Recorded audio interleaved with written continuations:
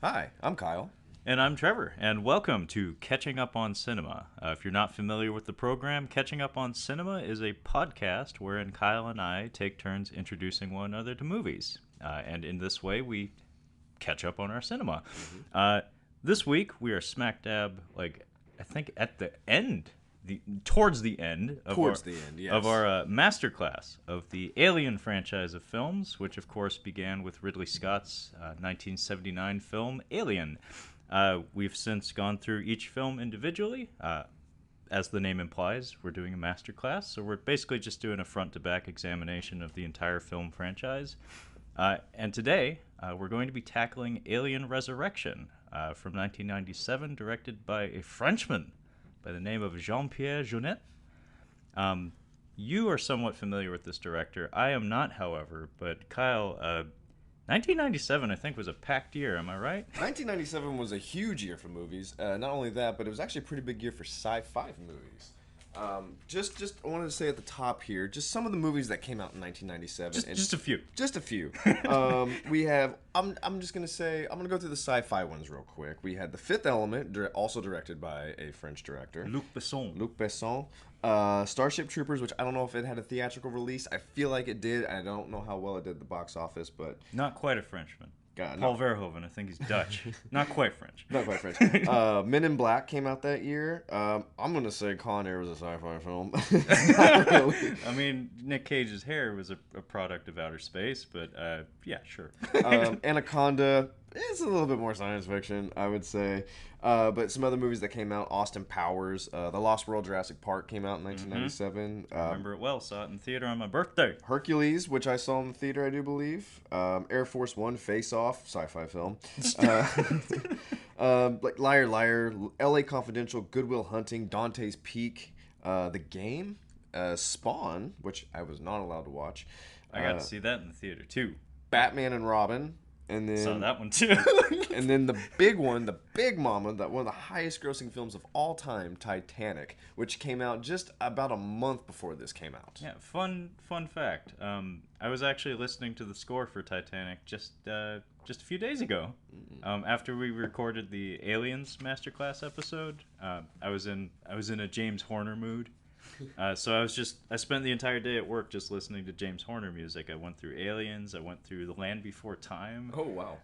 And I went through I think he did Secret of Nim. If I'm wrong, then I just listened to the Secret of Nim for no reason. And then I finished up with Titanic, and it's a damn good score. God damn. That's a damn good movie too.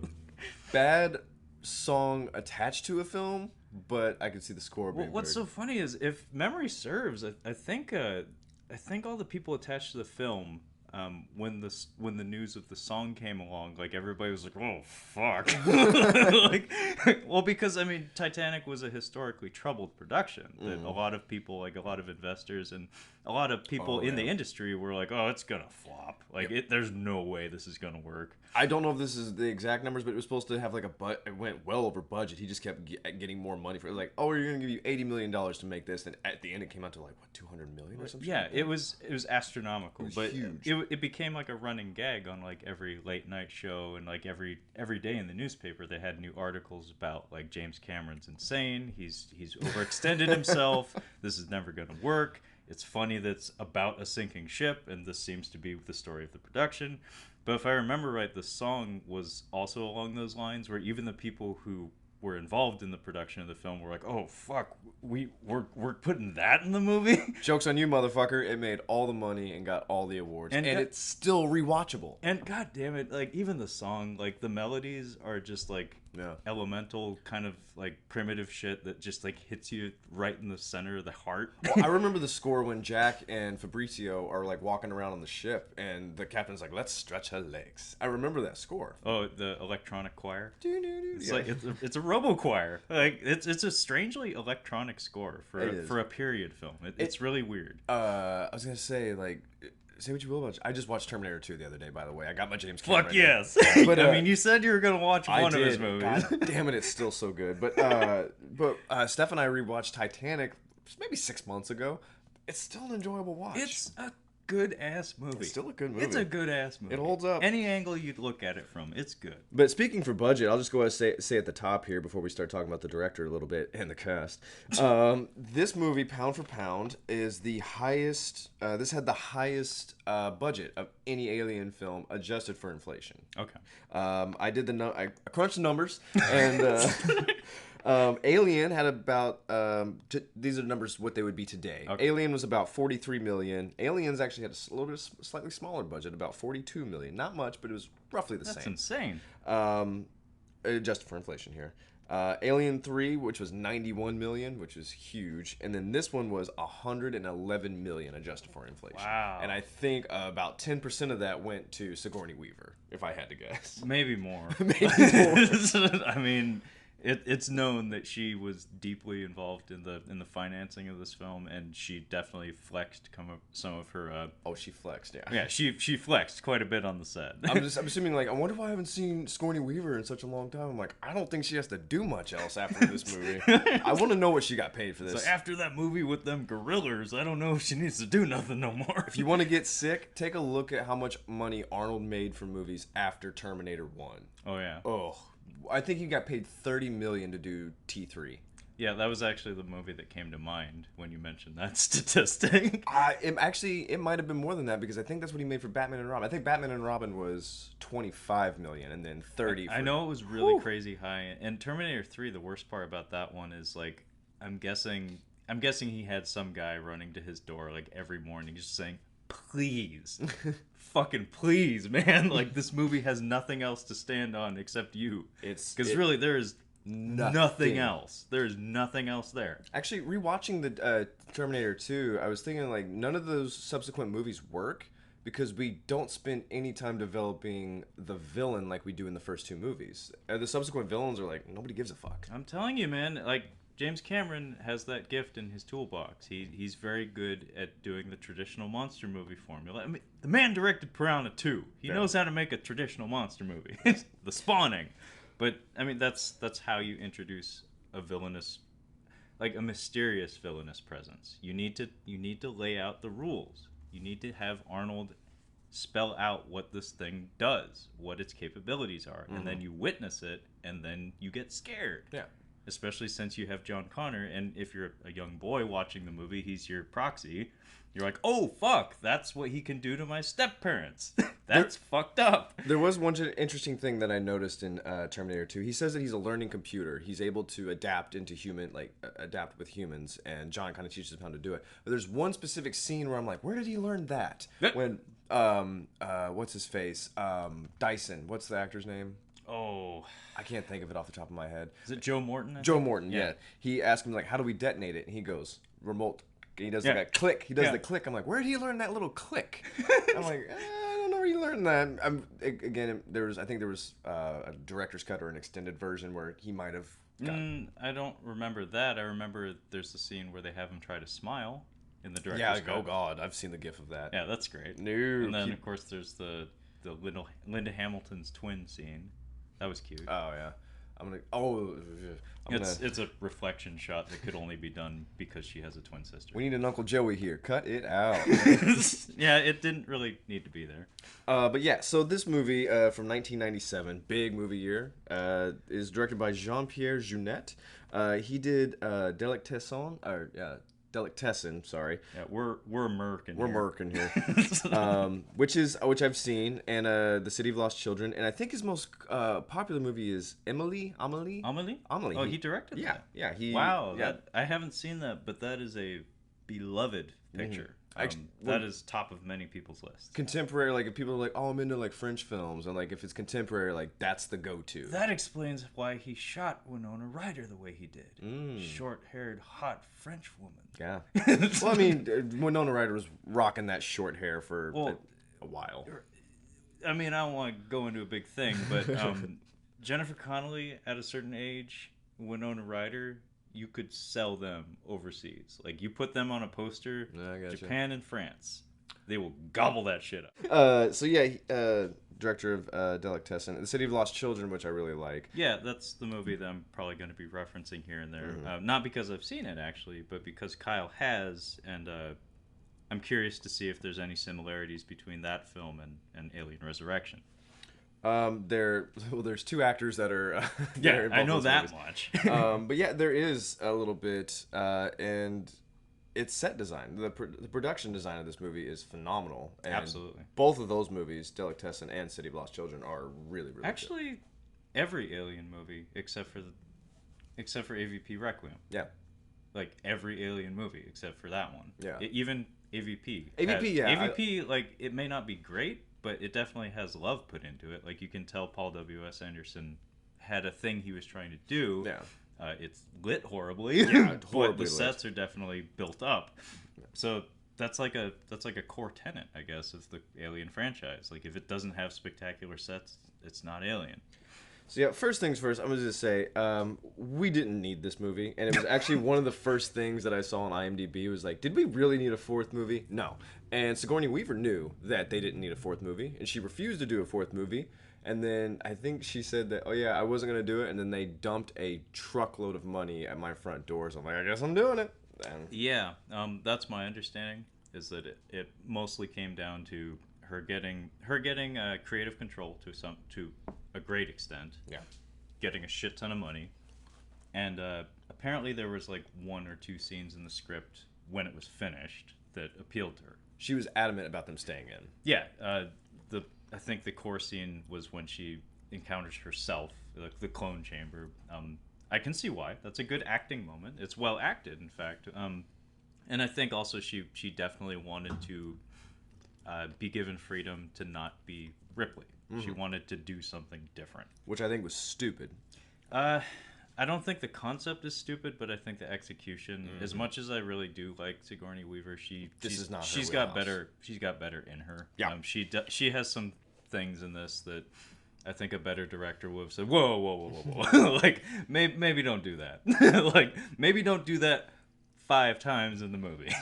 I was going to ask you, so I would say that George Lucas is a director that is focused on the set. Like, we're focused on what the production looks like. Like, He's focusing on his toys. he's He focusing. likes playing with toys. He's not a direction giving director. Like he's not giving direction to actors. And He pays, like you said, he pays more attention to the space that the actors are inhabiting rather than the acting and the acting performances themselves. And Stanley Kubrick is a director who is noteworthy for doing both, like being very, very particular about how his set looks, and he's also very well known for pushing his actors into what he wants. Well, that's a sign of a strong vision, where he's like, I have an image in my head, you're not giving it to me, so I'm not going to give up until I get it. I will make you lose your hair until you give me frantic, okay? It's like, no, I need you to bash Jack Nicholson's face in with this bat. It's like, not a love tap, I need his face gone. And I would say that this director, like, yeah, he definitely knows how to make it's like you said, it's a handsome film, regardless. It's a very handsome film. What do you think about his direction with the actors? I mean, we'll get to who they are, but I think he has a very light touch. Gotcha. I don't think he's a very strong will on the set. Because, like I said, I mean, in Sigourney Weaver's case, she's one of the core producers of the film, so she can do what she wants. Yeah. So if she wants to do some of the silly bullshit she does in this movie, yeah, I don't know that he would have the power to stop her. But in the case of some of the other actors, it doesn't really feel like there's that much of a directing presence involved. Like, I don't feel that a lot of the characters are being crafted by a single director's voice. I feel like they cast a lot of really, really good character actors and let them just kind of go nuts. They are really good character actors, but now that I'm mentioning it, I'm thinking back to Delicatessen and the City of Lost Children, especially the City of Lost Children. There's much more animated performances in both of those films. I think he likes that. And I said that's, now that I think about it, like, there may be direction, but it's not the direction that is needed. It is an animated direction. Like, you need to go a little more over the top. I think off air, I was telling you that I was reading that his approach to the film was, I think the word fun was used. Yeah. Like, he wanted to make it fun. And in his mind, I'm guessing, I mean, if you say the performances were like that in City of Lost Children, which on the surface looks like a darkly, like, deathly serious film, if the performances were bouncy and over the top, maybe that's just his style. And Amelie is known to be a very bouncy, fun movie. Like, it's cute. The City of Lost Children is somewhere between serious and dark comedy with a little bit of whimsy, I guess is the way to put it. Whimsy is Amelie. That's the movie summed up, as far as I understand. It kind of has a unique tone to it. Delicatessen is a little more dark. It's French. It's French. So yeah, I'm just gonna give it a quick little plot summary of what's happening, and then we can kind of get into the actors probably, cool. like who our casting was. So the film is taking place roughly 200 years after the events of Alien 3. So we are very far removed from Alien 1. Yeah, and what seems to be happening, a group of space pirates are they're stealing passengers from their vessels while they're in cryosleep, and he's selling them to Dan Hedaya, and there is basically the fear of what Ripley had is they're going to start doing experiments on these things, and they have no idea what they're actually capable of, and that's exactly what's happening. Yeah, and Ripley herself is actually an experiment. Things go awry, as they always do in an alien film, and we spend most of the time trying to get off the ship. Yeah, it becomes the Poseidon adventure on a spaceship. Yes. With aliens. Pretty much. And a weird crossbreed alien. Yeah. And Dan Hedaya. There's a lot of weird crossbreeding in here. Winona Ryder's character, Sigourney Weaver's character, whatever the fuck that thing is at the end. I did say this was French, right? Yeah. There's also a little bit of maybe implied thing going on between the robot lady and Ripley. It's French. Yeah, there's layers. Everybody's fucking everybody. So I mean, first we see Brad Dourif. Yeah. Love Brad Dourif. Dan Hedaya, which is I've only seen him play a serious role, and that was in one serious role, and that was in Bloodsport, the Coen Brothers movie from the '80s with Blood Simple. Blood Simple. Sorry, Blood Simple. Sorry. I don't like to be that guy that corrects people on the spot. But yeah, those are huge. You just kicked down my door, sir. You don't do that. You don't talk Bloodsport and expect to get nothing in return. Touche. I was like, Dustin Hoffman was in Star Wars. Really? Dustin Hoffman. He wasn't. In Star Wars. Dan Hedaya, Michael Wincott's in here. Ron Perlman, of course. Yeah. Go for Did it. you want to mention the connection between City of Lost Children? Oh, yeah. So there's another French actor. He's... Little guy. Yeah, look, I can't Little gremlin man. I didn't write his name down, but he's also in Delicatessen in The City of Lost Children. But Ron Perlman is also in The City of Lost Children. Speaking very little, because he's supposed to be like a brute, just big, kind of dumb guy. He does that well. He does that well. He does have a lovely speaking voice, though. He squeaks out some French in there, but he doesn't have long sentences. Merde. But I was thinking back at watching this movie. I'm like, man, I can't stand Ron Perlman. I've only seen this movie twice, by the way. Oh, this is only the second time I've watched it. I've seen this an alarming number of times. I've seen it. I've seen pieces of it here and there, and actually sitting down and watching it. I've watched it one time, aside from watching it last night, the second time. But this is one of those I kept catching pieces of it. I'm like, I don't know. I think it was on TNT and TBS a lot. Yeah. Maybe USA, one of those. Yeah, it was one of those. Yeah. Ron Perlman, Winona Ryder. Yeah. So Dan Hedaya is an odd choice. Oh, at first I was like, that's an odd choice to put in here, but then as the tone kind of gets set up, I'm like, oh, okay. It makes more sense that Dan Hedaya is in here. Because he's too funny to have in a serious movie. He doesn't even have to do anything. He just has to be. He just has to yell. If he starts yelling, it's funny. That's what's funny. He doesn't even have to do that. He just looks kind of funny, and his speech pattern, anytime he says anything, it just has a sarcastic little snap to it that just makes it silly. Kind of like Carmine from Goodfellas. The guy who's going to make the coffee after they shoot stacks. He's just like, oh, I thought I was going to make the coffee. He's like, I'm not making the fucking coffee. Get the fuck out of here. That guy, too, because I just kind of rewatched The Wedding Singer, and he's the brother-in-law in there. That's right. So fucking funny in there. I love his hair in that movie. It's beautiful. That's just his hair. It's beautiful. But yeah, let's see here.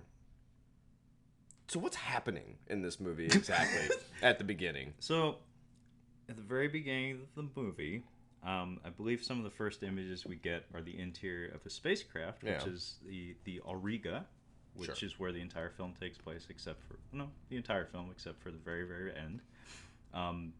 It is a military spacecraft of some sort. With experiments. The timeline comes into play a little bit later. They pay lip service to it, which is kind of cute. For someone like me that actually gives a shit, it's kind of cute. It's frustrating, but it's kind of cute. But yeah, Dan Hedaya is apparently a general in the fucking military. Yeah. Okay. How he got there, I don't know. But he has command of the vessel. But yeah, some of the earliest shots in the film are of like a cylindrical like tube chamber where a young female is being housed. Yeah. And we get a really cool morphing shot, like really cool for 1997. So it's like posed in like a semi-fetal position. It's bald, it's hairless. And then we get a cool morphing shot, and it turns into Sigourney Weaver. No words spoken here. I love me some visual storytelling, and Mr. Jean-Pierre Jeunet has an eye for cinematography and lighting for sure. He has some lovely shots in this movie. So like stuff like this, when people aren't talking, that's generally very well done. And this transitions directly to like an operating table, and we have some like surgeons. Brad Dourif is one of them. He's rocking a ponytail on this. He can rock a ponytail. He can. Did he have one in Bad Lieutenant?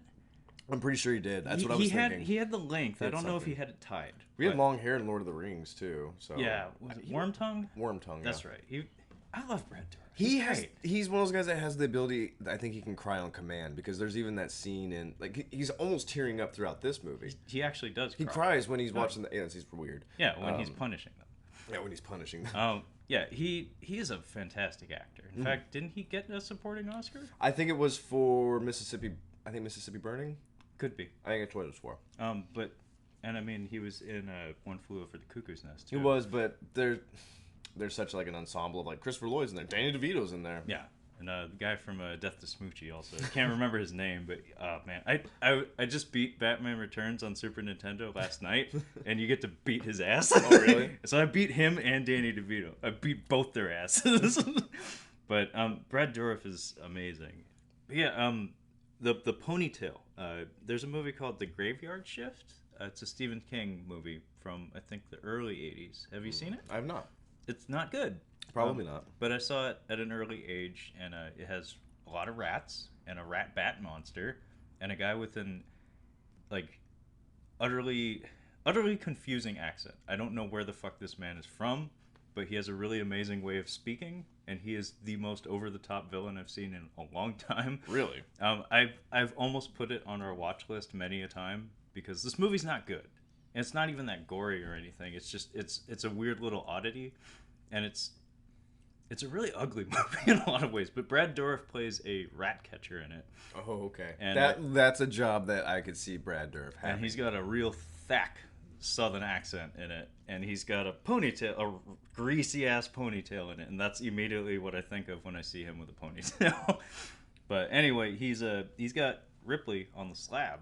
Yeah. And he and one of his assistants, they're behind like a glass window, and they look like they're operating like nuclear materials, like from behind a safety wall. Yeah. And they're performing a surgery on her.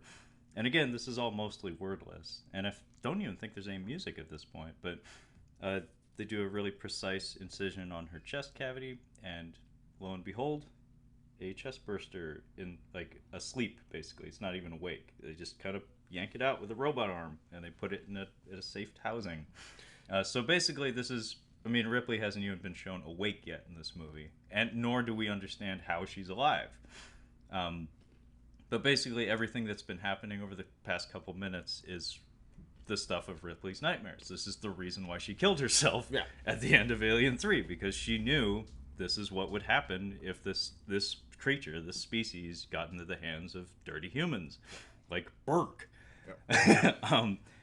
But I think the next scene is the birthing scene with Ripley. So the scientists and Dan Hedaya now have a chest burster. We don't quite know what they're doing with it just yet, but we get this lengthy sequence where Ripley is in like it looks like almost like a cocoon almost, but it's basically just a really loose sheet. But it's just like fade in, fade out style of editing with like this droning music. And by the way, soundtrack for this film's pretty fucking good.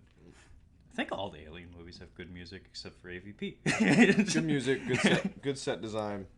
It's all there. Can't remember the name of the composer, but I think his last name's Frizzle. I don't know of anything else they've done, but I do know that the composer, and this is another question I had about City of Lost Children. I do know that Jean-Pierre Jeunet hassled him a lot. Not hassled, but was very demanding. Like, he kept rejecting the pieces that he was composing. He was saying, "No, that's not right. Like, you need to do this better." Which may be why the music is so good, because maybe this is a director that uses music while they're editing or while they're shooting, where it's like I can't see the movie until it has a voice, I guess. Some directors are very musical in that way. Do you remember the score for City of Lost Children? I do not. I feel like it only came up occasionally. Like, it was only noticeable occasionally. I'd have to rewatch it to see if I to notice it, but I can't think of it off the top of my head. Well, before we plow on ahead, I forgot the actual opening shot of the movie is a just indistinguishable what's it. It's a hodgepodge of images that we later figure out what it is. But do you remember the opening credits for this movie? No. It's just the score, the same score that plays over Ripley waking up. It's the theme of the movie, basically. It's just like, imagine the failed clones in their test chambers and stuff, shot in macro and then put into a lava lamp. Oh. Oh, yes, I do remember. It's neat because it's all imagery that for the time being, it's like, I think that's an alien, just really close and really mucusy, and then later in the movie, it's like, oh, that's what I was looking at. It feels it has a 90s feel to it as well. Very much so. Yeah. Very much so. Yeah, so Dan Hedaya, Brad Dourif are doing their thing, basically. And we kind of get introduced to the pirates, the space pirates. Ron Perlman, Winona Ryder, who is apparently new to the crew, wheelchair guy, hot lady, and... Oh. Yeah, right. Oh, there's one shot in this movie. I know it works. It's entirely extraneous, but they knew what they was doing. Yeah. Oof, she's easy on the eyes. She likes foot rubs too. I can supply that. Is this a director? I don't know. It's French. The space pirates are headed, of course, to the military vessel, and more so now rewatching it, I am so feeling Michael Wincott as the Joker, because he's got the smoking, raspy voice that's just about got a hole in the neck. And I'd heard that, I don't know if you've seen any interviews with Tom Waits, but Tom Waits has kind of got that same, I've been smoking for years. I know the exact footage you're talking about.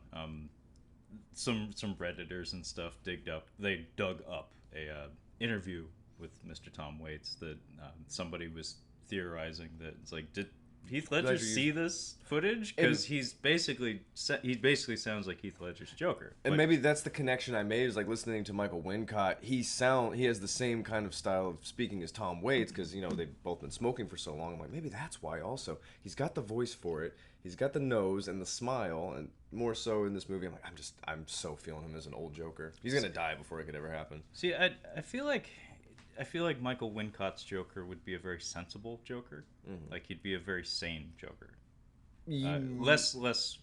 More predictable. More methodical, I think. Yeah. I couldn't see him being like a Jim Carrey or something.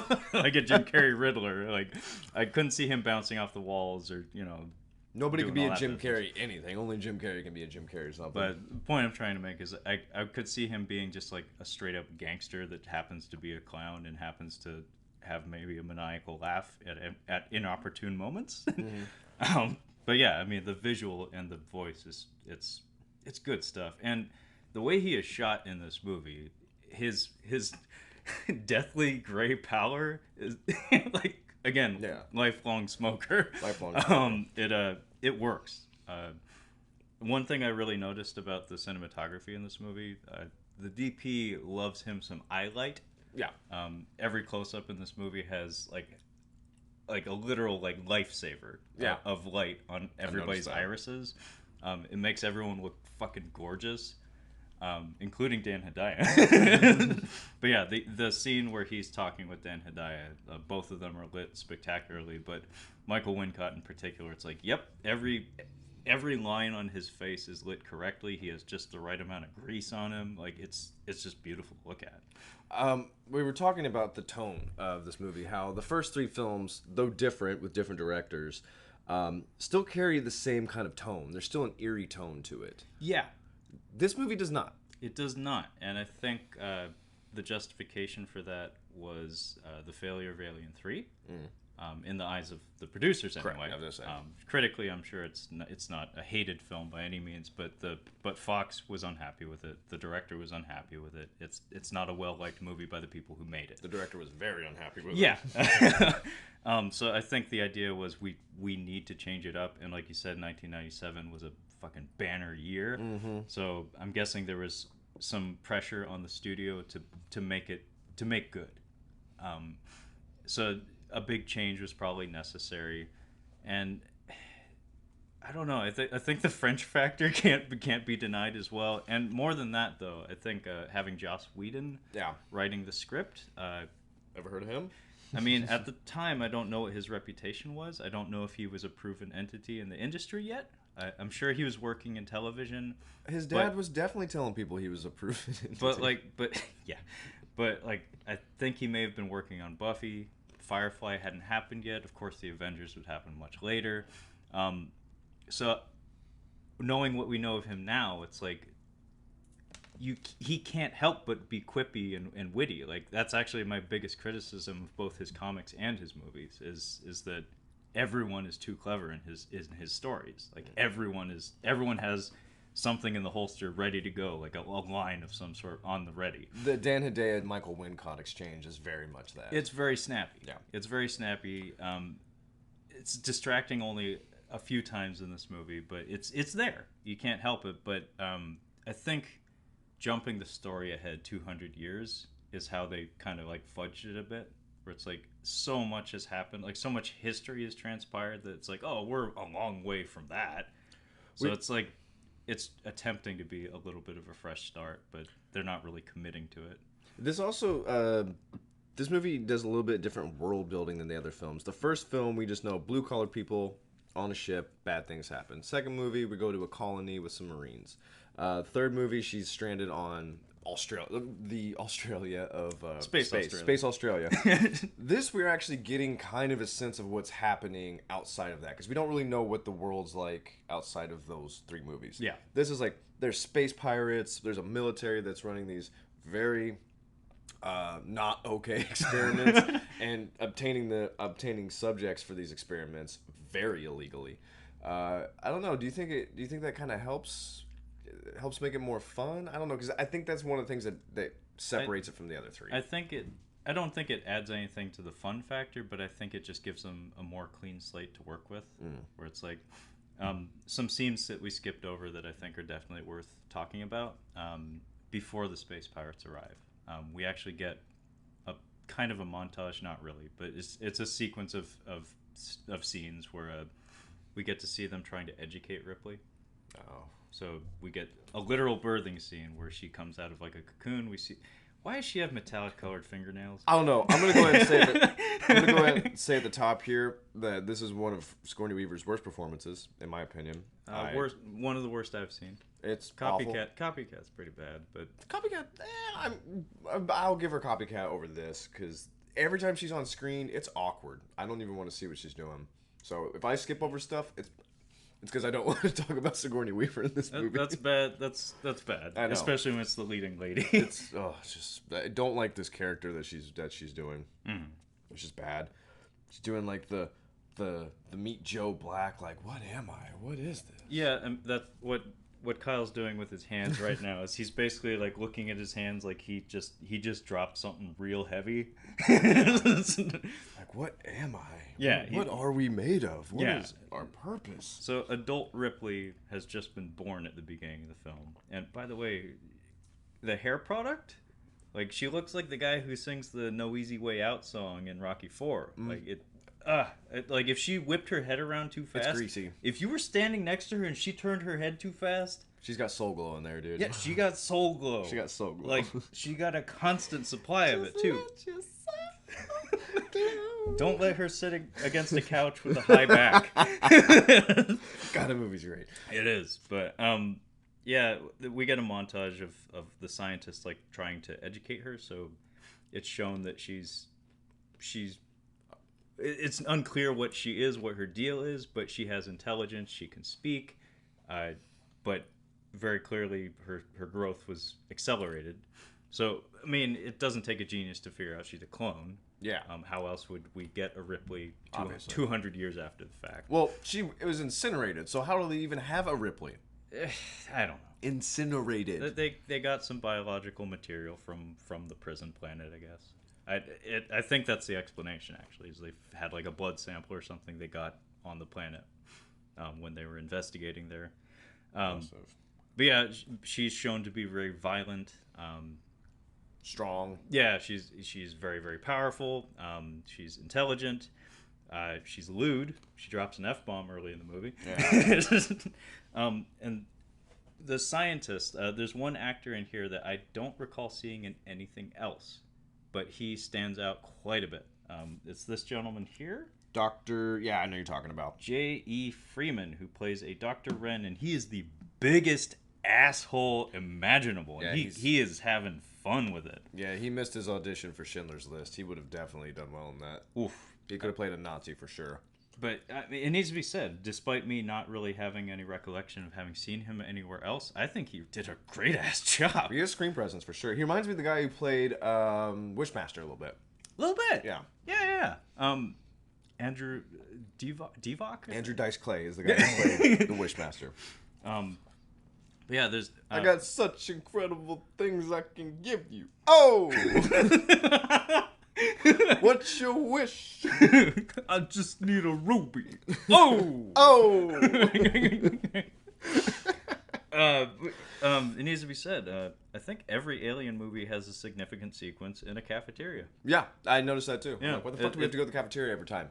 I don't know, but it's a tradition, I guess. Yeah, it is tradition. But yeah, we get a scene where it's actually kind of a nifty dialogue scene where we do some of that world building you mentioned, where Ripley's eating a meal. Cocoa Puffs. Yeah, she's eating like Cocoa Puffs or something with Brad Dourif and this Dr. Wren, J.E. Freeman, and he's an asshole. Yeah, he's a dick. Oh, did you catch that move with the noodle? Yeah, it was stupid. Oh, man, he just like straight up puts his fingers into her dish. It's gross when he. It's gross, really but it's a brilliant acting choice. Like, yeah. Damn, you want to make someone look like an asshole? You have him reach into a woman's dish and just grab a noodle and just sloppily put it into his mouth and then go.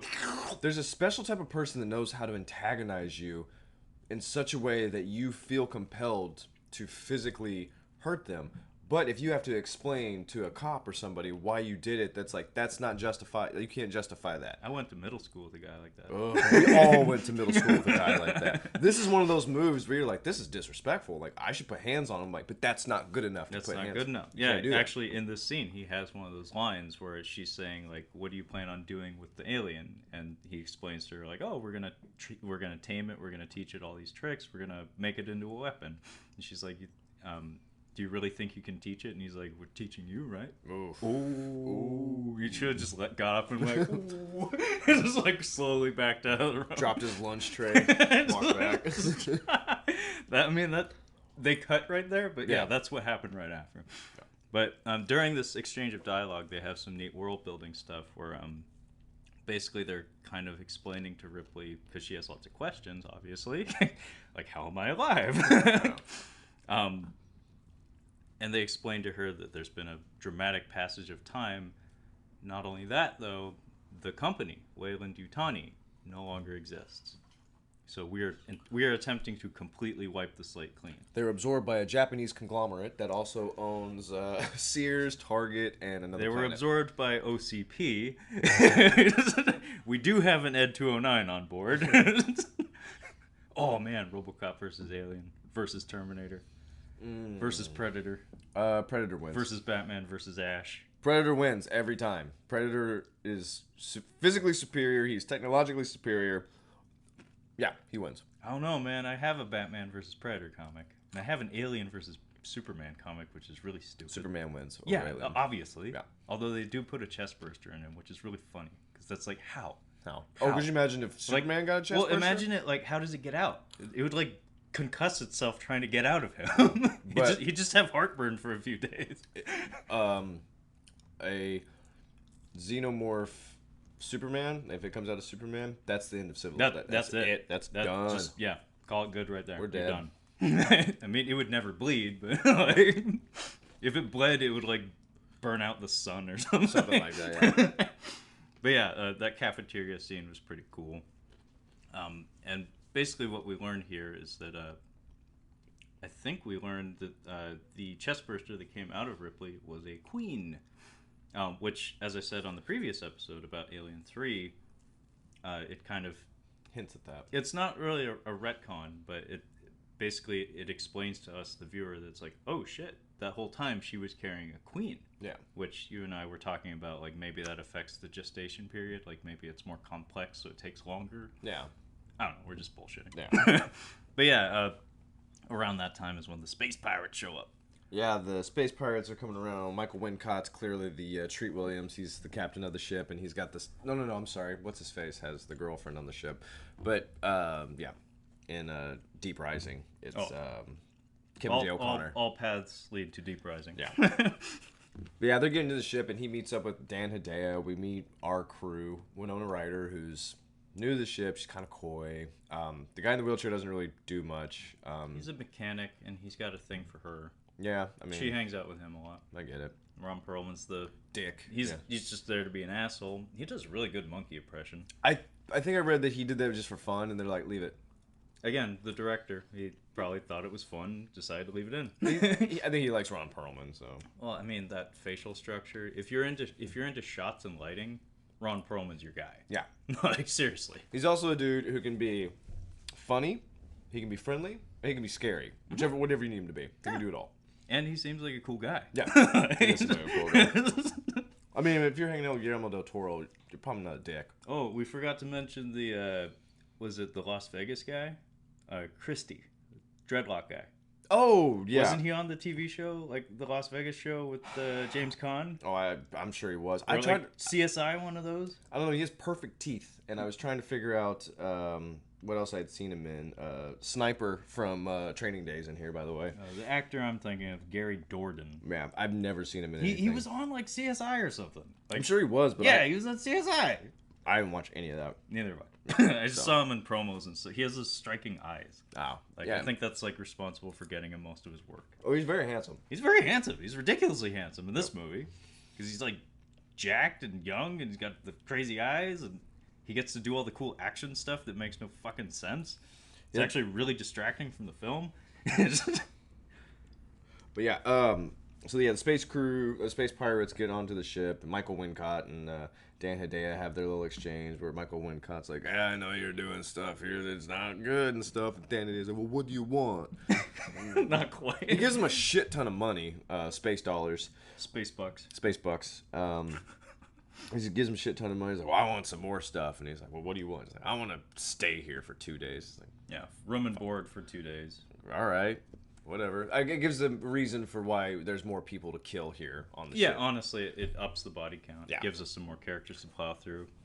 But yeah, there's not really much that's going on in this movie. Well, there's a lot of visual storytelling that happens that I like, that sticks out to me. Even at a young age, I really appreciated it. Like, for instance, the introduction to the Queen. It's actually kind of a cool scene because it's really scaled back, actually. Dan Hedaya is like walking down a hallway with Brad Dourif and the other Ren, the asshole. Yeah. And they're walking and talking. They're doing the West Wing thing. Yeah. And then we get introduced to the security system. It's actually the onboard AI is called Father. So Mother in the first Alien. Now we're up to Father. Cool. Oddly enough, the security system is like breath activated. Yeah. We get a funny beat where Dan Hedaya, like, he's irritated. Like, nobody expresses irritation better than Dan Hedaya. Yeah. He has to breathe heavily onto a little receiver on the door. But they're just doing a casual walk and talk, and then they walk into this chamber, and the camera continues to pull away from them, like through a glass window, and then we see the distinctive like head Yeah. of the alien queen just like staring at them through an enclosure, and it's like, oh fuck, like they have a queen, and not only that, they have it like restrained and captive, and they don't seem to be terribly enthused about it. They're just kind of like, it's very casual, and that's kind of cool, seeing people have no reaction to something that was like the biggest set piece moment in the second movie. I know, but like, I feel like they spend too much time like, oh, this is what's happening here. I'm like, yeah, I got it already. Like, it's pretty easy to piece together what's happening. Well, what about later on, like some of the stuff with the aliens in the chamber, like when we're trying to train them and stuff? I mean, it makes sense that that's what they would be trying to do. Like, Yeah. it's kind of, maybe it's because I've seen this movie after seeing subsequent movies where I'm like, yeah, they've got it. They're trying to train it. They're trying to weaponize it or whatever they're trying to do. I get what they're doing. It's very leisurely paced in the first third or so, basically until the alien stuff starts happening, which actually doesn't happen until like 40 minutes in, maybe 50 minutes in. Yeah, because then we get the stupid basketball scene with Sigourney Weaver and Ron Perlman, which is just dumb. If I remember right, that's like cross-cut with the alien outbreak. So things are happening parallel to each other. But before that, we get a montage of everybody doing their routine. It's a weird little detail that doesn't need to be there. We don't need to know anyone in this movie that well. But this is where the lady gets her shot.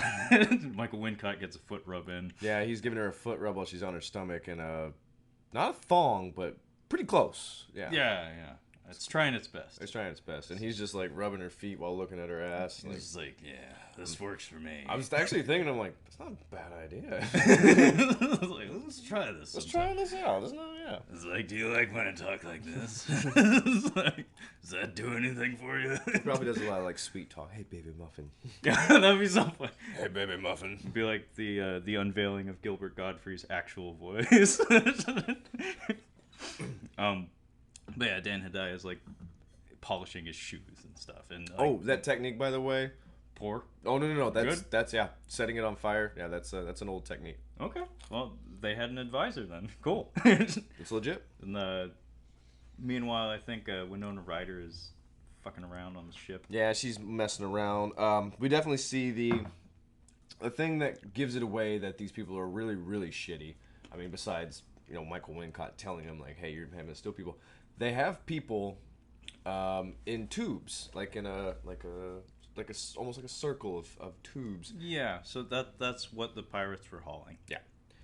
As Kyle had mentioned in the beginning, the cargo they were hauling were people who were taken from cryosleep and undisturbed. So it doesn't take a genius to figure out what the plan is. Yeah. We have a queen who's producing eggs, and those eggs need hosts. So we plan on using these people in cryosleep as hosts for alien birthings. I'd be so fucking pissed if I woke up and I just see that sack there, like, oh, motherfucker. And I actually like that scene. We get to see a shot of like an entire wall adorned with these cryotubes, but with an egg placed in front of each of them. And it needs to be said, their heads are restrained, so they can't do anything about it. Most of them, it seems like they don't even really gain consciousness for the entire process. But before we cut, we get to see one guy wake up, and he's none too happy about it. No, I wouldn't be either. I mean, he doesn't even know what's going on. Like, he doesn't. It's an alien. He's never seen it before, but all he knows is he doesn't want it on his face because it looks like a booger anus. But yeah, you want to talk about the basketball sequence? So apparently, Sigourney Weaver had a basketball coach teaching her how to shoot hoops for like 6 weeks while they were doing this, and to do that shot where she throws it from behind. But she's illustrating what they're doing with this is that Ron Perlman is sexually harassing her, more or less. He's hitting on her, but it's aggressive. I hate to say it, but the I can't lay off the tall ones line. Yeah. It's stuck with me since childhood. Yeah. So he's like trying to get some one-on-one going. She doesn't really care. She's way stronger than him, and she doesn't want to bang him. And he's She cut a whiff of some shit on the leg. Yeah. He's trying to get something going. It's not working, and I think he sniffs her, if I'm not mistaken. Yeah. And she uses the basketball to hit him in the nuts, and then Dreadlocks guy hits her in the face with a. It's a barbell. It's a barbell. It's the preset ones though. It's not the ones where you can add weight. It's sturdy, and it's probably 70 pounds. Yeah. And she I was like, whoa, Yeah. you're not even going to try to grab her or anything? Like, that escalated quickly. But they figure out pretty quick that she's way stronger than them. Yeah, she shrugs it off like nothing. Yeah. She gets a little nosebleed, but that's about it. Yeah, 70-pound barbell straight into the fucking face. And by the way, it has a pointed end.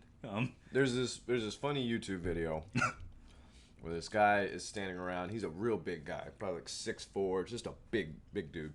He's standing around a group of guys, and he's just kind of talking, and I think he's rapping, and he's doing a bad job. Yeah.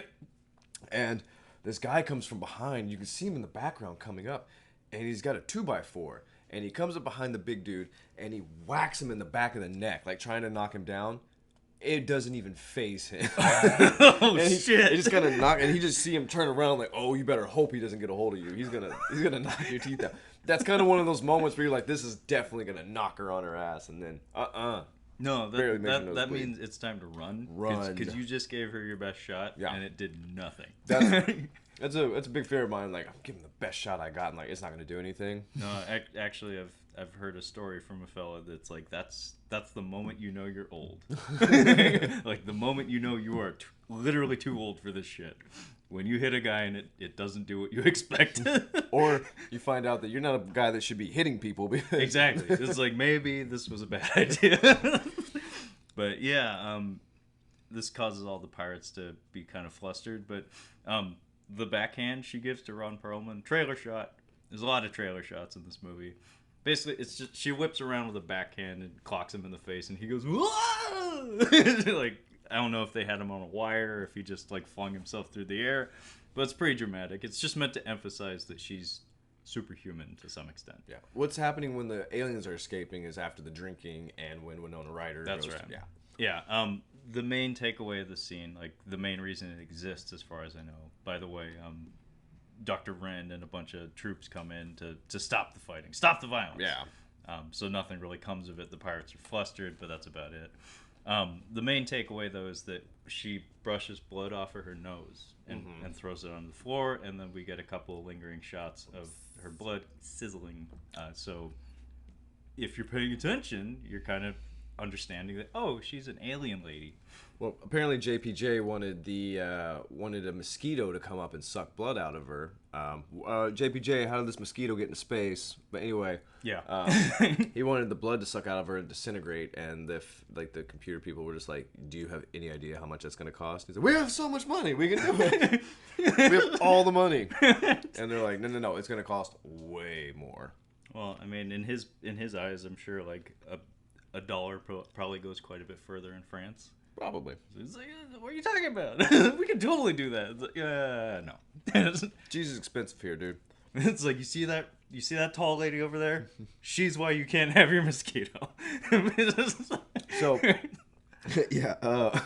But Sigourney ends up going back to her little hole, and I think Brad Dourif has made his way. He's doing some rounds. He's doing his rounds. Yeah. And Sigourney Weaver's chilling in her little spot, and Ron Perlman and Dreadlocks are chilling and drinking, and they're watching. I kind of got a kick out of this. They're watching the Home Shopping Network, which was definitely way bigger in the '90s, but it's funny that in this world it's still really big. Yeah. Well, I mean, fucking streaming has that nowadays. Did you know that? I did not know that. They do that shit on stream. It makes more sense. Yeah. It makes more sense to be there because then you can just click and you could. Oh, that's so smart. It is. That's really. It's like programmed into our blood to be into that. There's a scene in the birdcage when they're watching. Gene Hackman's watching it's like the Donahue show or something. Oh, And okay. all four of them are just yelling over each other, talking. And she's like, "It's a great show." He's like, "Oh, it's the most intelligent show on TV." And, this is one of those moments where Ron Perlman's like, "This is the best show on TV." I caught that line, but it reminded me a bit of I'd buy that for $1. I love that in RoboCop. It's so perfect because it's never given any context really. It's just everybody who watches it laughs hysterically. So it's like, I guess this is the height of comedy. This is what people like. So yeah, we've got things moving here. Winona Ryder, we don't get why she's there. She's new to the crew. Yeah. And She is severely fuckable. As Michael Wincott said. Dude, that was a bit aggressive. Even I was like, whoa, dude. Yeah. That's not cool. Yeah. Honestly, it took me back. I'm like, whoa, that's. I like you, Mike, but you gotta Yeah. back that shit down. I'm like, that's. Yeah, it's aggressive. So yeah, Winona Ryder pulls out a little shoe knife or something like that, and I'm like, No, what? she has a keychain with a bunch of vials of breath. Oh, she had to get in. Yeah, but she tries a few different samples. But she gets in, and I'm like, "What's up, Winona? Why you want to kill Ripley? Winona, why you want to see Ripley? Why you want to do this?" And it's still not even like she wakes up or whatever, and it's still not even quite clear what the motivation is. I mean, doesn't really make much sense later. At this point in the movie, it seems like she's an activist or like some sort of eco-terrorist of some sort. She objects to the. Oddly enough, she knows about the existence of the aliens. So apparently, someone in the far-flung future has internet access, unlike the rest of the people in this universe. Space internet. That's actually kind of funny. We've mastered space travel, but we don't have Wi-Fi. I actually really like that about the Alien movies, that there is no internet. In space, no one can internet. No one can hear you internet. But yeah, she's apparently an eco-terrorist of some sort. She knows about the aliens. She knows about the military's plans for the aliens. And she knows who Ripley is. And apparently she views her as an abomination that shouldn't exist. She absolutely is. She absolutely is. She's a Jurassic Park dinosaur. Yeah, No, yeah. She should not exist. Yeah, she should not be on a plastic lunchbox, and nor should she be sold. So back to real quick, the blood dripping on the floor with acid. You're like immediately like, you don't need to build much else. Like I was gonna say, I feel like the director spends too much time building this. Like, I know what's going on. She's a genetic mutation. Well, she's got alien blood. I mean, we're not doing a good job of explaining it, but I think they do explicitly state it pretty early on. Okay. That basically what happened, and I think Brad Dourif. He does some exposition. Basically, he explains that in the process of cloning her, the genetic information of the two different organisms rubbed off. So she inherited some traits from the alien that was inside her. Put a pin in that for a nasty scene later on. I can't not the Raul Julia. Every time I look over at it. So, folks, I have a Raul Julia from the Street Fighter movie. It's basically Bison Bonaparte riding a horse, looking majestic and magnificent. I have quite a large poster of that hanging up in my apartment, and Kyle just locks eyes with it every time he walks by. I don't mean to. It's just I look over and it's just there. Game over. So I have in my notes here: space terrorists, life finds a way. Yeah. So this is where Ron Perlman and his buddy are drinking, watching the Home Shopping Network. They're chilling in the gym. You figure they'd be working out because they're both big dudes. You think they'd be trying to get sets in, but no, they're just getting drunk, and it's whatever Joaquin Phoenix is making in The Master. That's what they're drinking, basically. Well, oddly enough, Winona Ryder, like, her character's name is Call, I think, but she pretends to be drunk as an excuse to like leave the room. I want to get Ron Perlman seems like a guy who could be fun to get riled up because he just snaps. And I've seen him on Twitter, man. He gets political. He's him snapping at her. He's like, God damn it! This stuff is stuff is not easy to come by. I wish he was in my family because I would just be trying to get Uncle Ron riled up. Uncle Ron. Uncle Ron. But yeah, Brad Dourif is doing his rounds in the loony bin, and we get to. I like this. This is where he's in like a container that goes to each one of these cells, and you can tell they've got like a Matrix-esque, just a bunch of cells. It looks almost like a centrifuge. What's that? It's a spinny thing. Oh, yeah. I know what you're talking about. Basically, it's most likely. It needs to be said, actually, that 1997 was a very cool year in cinema, like late 90s in particular, because we're at this really amazing point in time where CGI is en vogue, but practical is still king in terms of executing a vision. It's the best way to get your point across. Yeah. CGI, though, is very popular and trendy, but it's not quite there yet. It can't do everything yet. I think it's too expensive at this time. It's expensive, and it requires very specific talent and very specific setups. Like you the reason why Jurassic Park looks as good as it does is because they planned for it. They knew every shot, like they calculated the lighting and the angles precisely, and they were feeding that information to the animators from day one. Yeah. You can't just go out and shoot whatever and say, do it, fix it in post. It's you can now. You can now, and it's unfortunate that people try to do things that way. But anyway, my point being is that there are a stunning number of shots in this movie, and props in particular, that are miniatures, that are models, that don't look it at all. There are a lot of shots in this movie that I would defy you to point to that and say, I know how they did that, because I seriously doubt you could do it. No. In particular, the spaceships, like when the pirate ship is called the Betty. It's very fucking Joss Whedon, by the way. When it docks with the Auriga, some of the shots, it's just like, I don't know how they did that. I mean, I know it's a miniature, but there's a lot going on. And yeah, this set or prop, or I don't know. Probably partially a set, probably partially a prop. I don't know. It's somewhere in between. Probably has a little bit of CGI cleaning some stuff up too. I don't entirely know how they did it, but yeah, the cells that they're keeping the aliens in, which are grown now. Brad Dourif has this little pod that he can like pull up to, and like basically he can view each one individually. And I really like this scene. How did you feel about it? It's funny. It's I mean, I've talked about how much I enjoy actual puppets and actual puppets.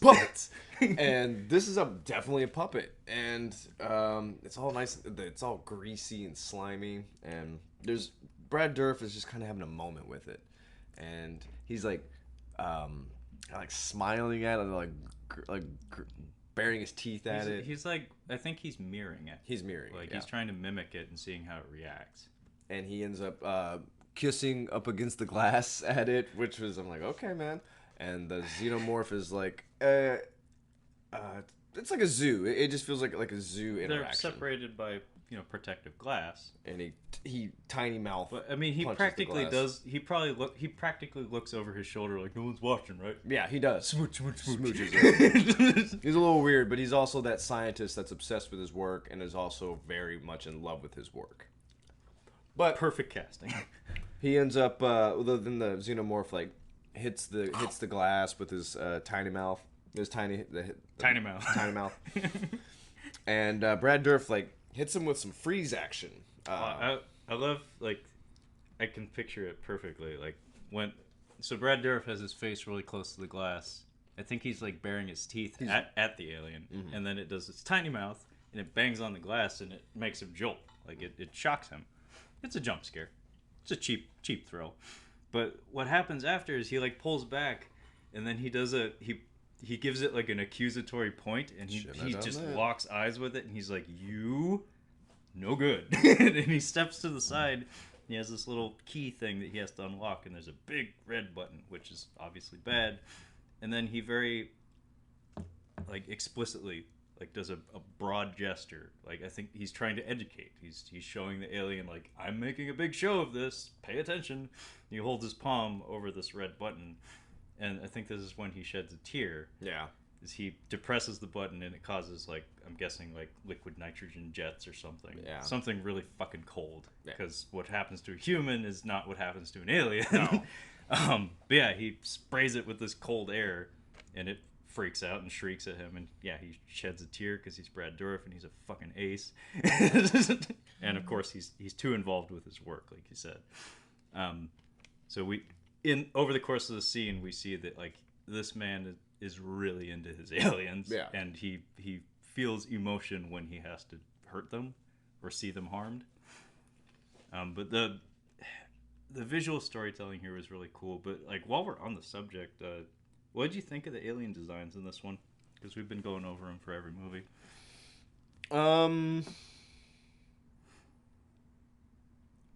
I don't know. I mean, they look fine. They look good.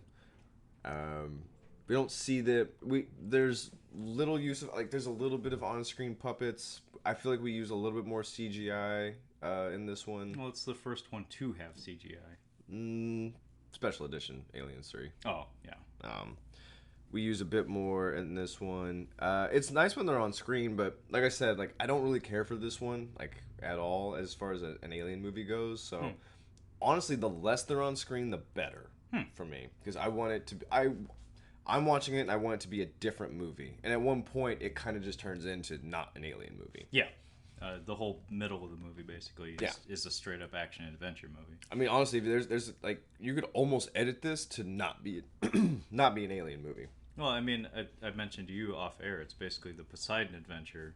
Like, there's even underwater sequences. Yeah, there's underwater like, sequences. Like this, you could have taken out all the biological threats and just had it be a sinking ship or a spacecraft in trouble. Correct. And hell, you could have just had humans be the bad guys. It could be Die Hard. Yeah. But yeah, it is not a traditional Alien film. There has not been another one like it since. But the Alien designs were again done by Tom Woodruff in his Amalgamated Dynamics. I don't think I like the designs as much as I have in. Again, Aliens is my favorite because I like the ridges on the Corona. These ones are back to I think the smooth Corona, like the original Alien.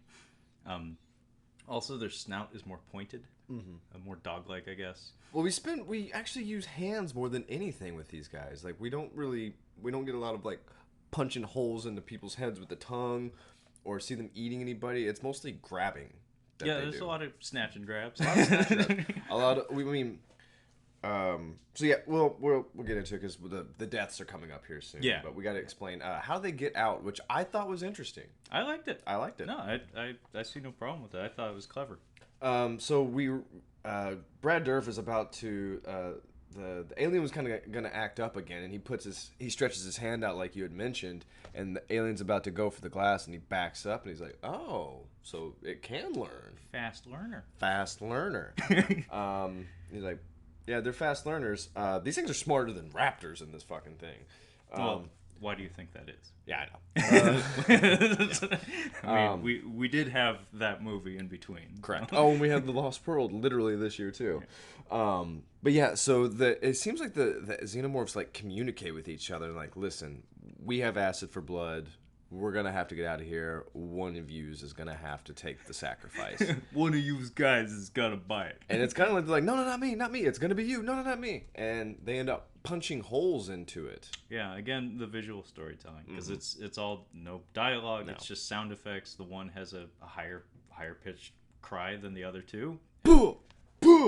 Yeah, it's like like you can tell just from the tone and the aggressiveness of the other two that it's like there's something going on here, and then you figure it out very quickly. Yeah. They kill the one, its guts spill out, and it just burns a big ass hole in the floor. It burns a big ass hole, and Brad Dourif in classic horror sci-fi dumbassery goes to check it out. He's like, "Oh shit, they got out!" And he's like pressing the button. He's like, "Oh shit, we got a real problem here." So he goes in and he looks down, and they have acid. The acid has gone down like 7 or 8 levels. Like, it's insane. Like, oh, they're out as fuck. Yeah, they gone. They're gone. Like, this is a real problem. I can't believe this happened. Well, I mean, the biggest question obviously is why would you put more than one of them in a cell? I don't know. Didn't they see this happening? I'm sure they won't after this. I mean, the small glimpse we had of the other cells, it looked like there was only one. I mean, and how big is this cell? It looks smaller than your apartment. You can't fit 3 xenomorphs in there. It's small. It's like, really though, why would you put these intelligent, violent creatures in an enclosure together? No. And how's the glass keeping it back? I guess as long as the blood's in their skin, then they're like in the shell. It's like you know they have acid for blood. You do know that, right? It's like, I hope you knew that because it's like one of the things that they do. So yeah, I mean, Ripley has acid for blood. Surely you know that. Ripley tells Winona Ryder to suck it. Get the fuck out of my office. Hands. Oh yeah, the hands. Yeah. Oh god. So Sigourney Weaver. You'll have to talk about it. I can't we've mentioned Sigourney Weaver's performance a couple times in this, and she does some stuff that it's not whimsical, but it's just too much. It's weird. It's weird and it's too much.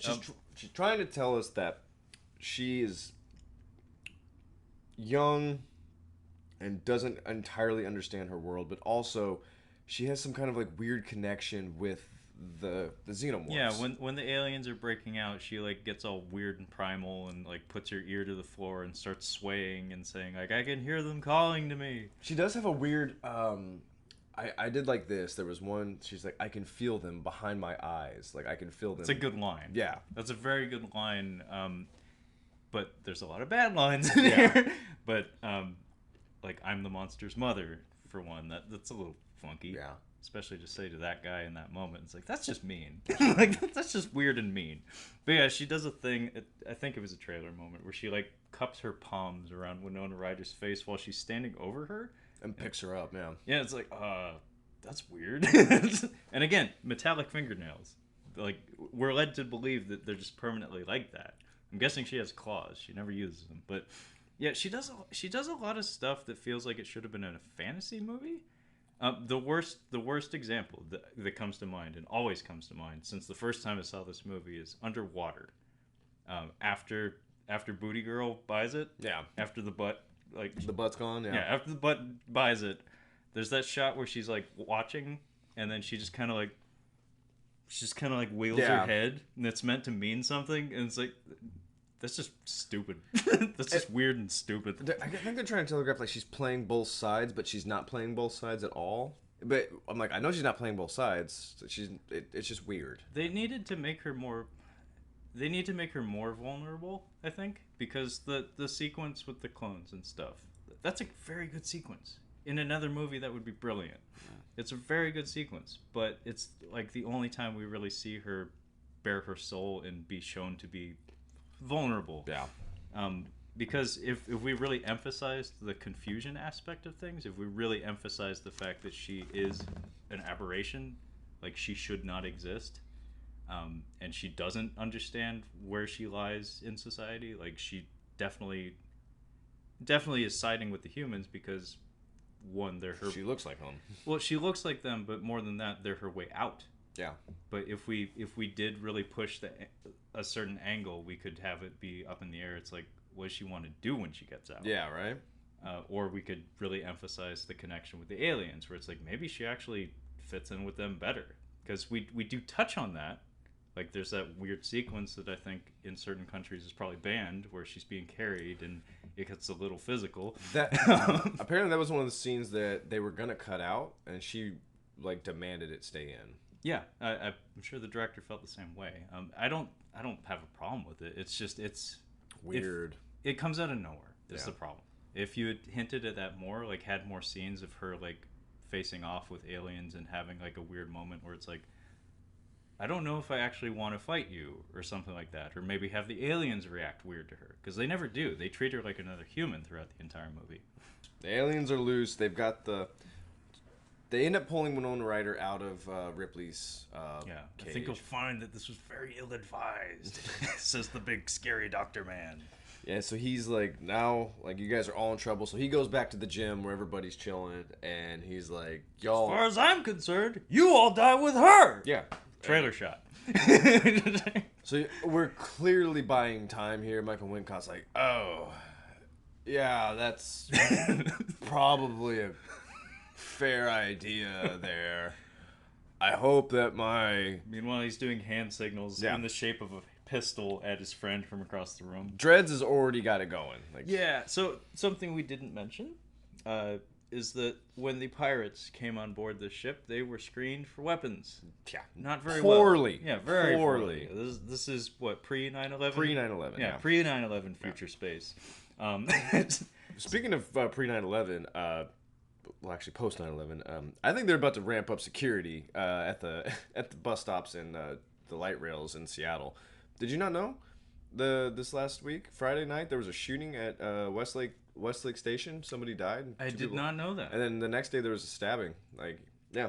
At Westlake Station? I couldn't take the light rail home. I had to take a lift because it wasn't running and downtown traffic was just complete. Oh my god. Yeah, they're gonna be. I mean, that is shocking. Yeah, they're gonna be up in that security now at the bus stops. I mean, they already have like the route enforcement guys, but I mean, look what happened at UW after the college campus stuff. Now they got they got rifles. Yeah. I would not be surprised if the route guys start carrying I something. was say there's security guards down there, but they've been a little lax since I was here last. So now I think it's about to kick back into gear. Yeah, I'm sure that's going to escalate, and probably going to be armed, because as far as I know, they usually don't carry anything. That's fine. I'm fine with that.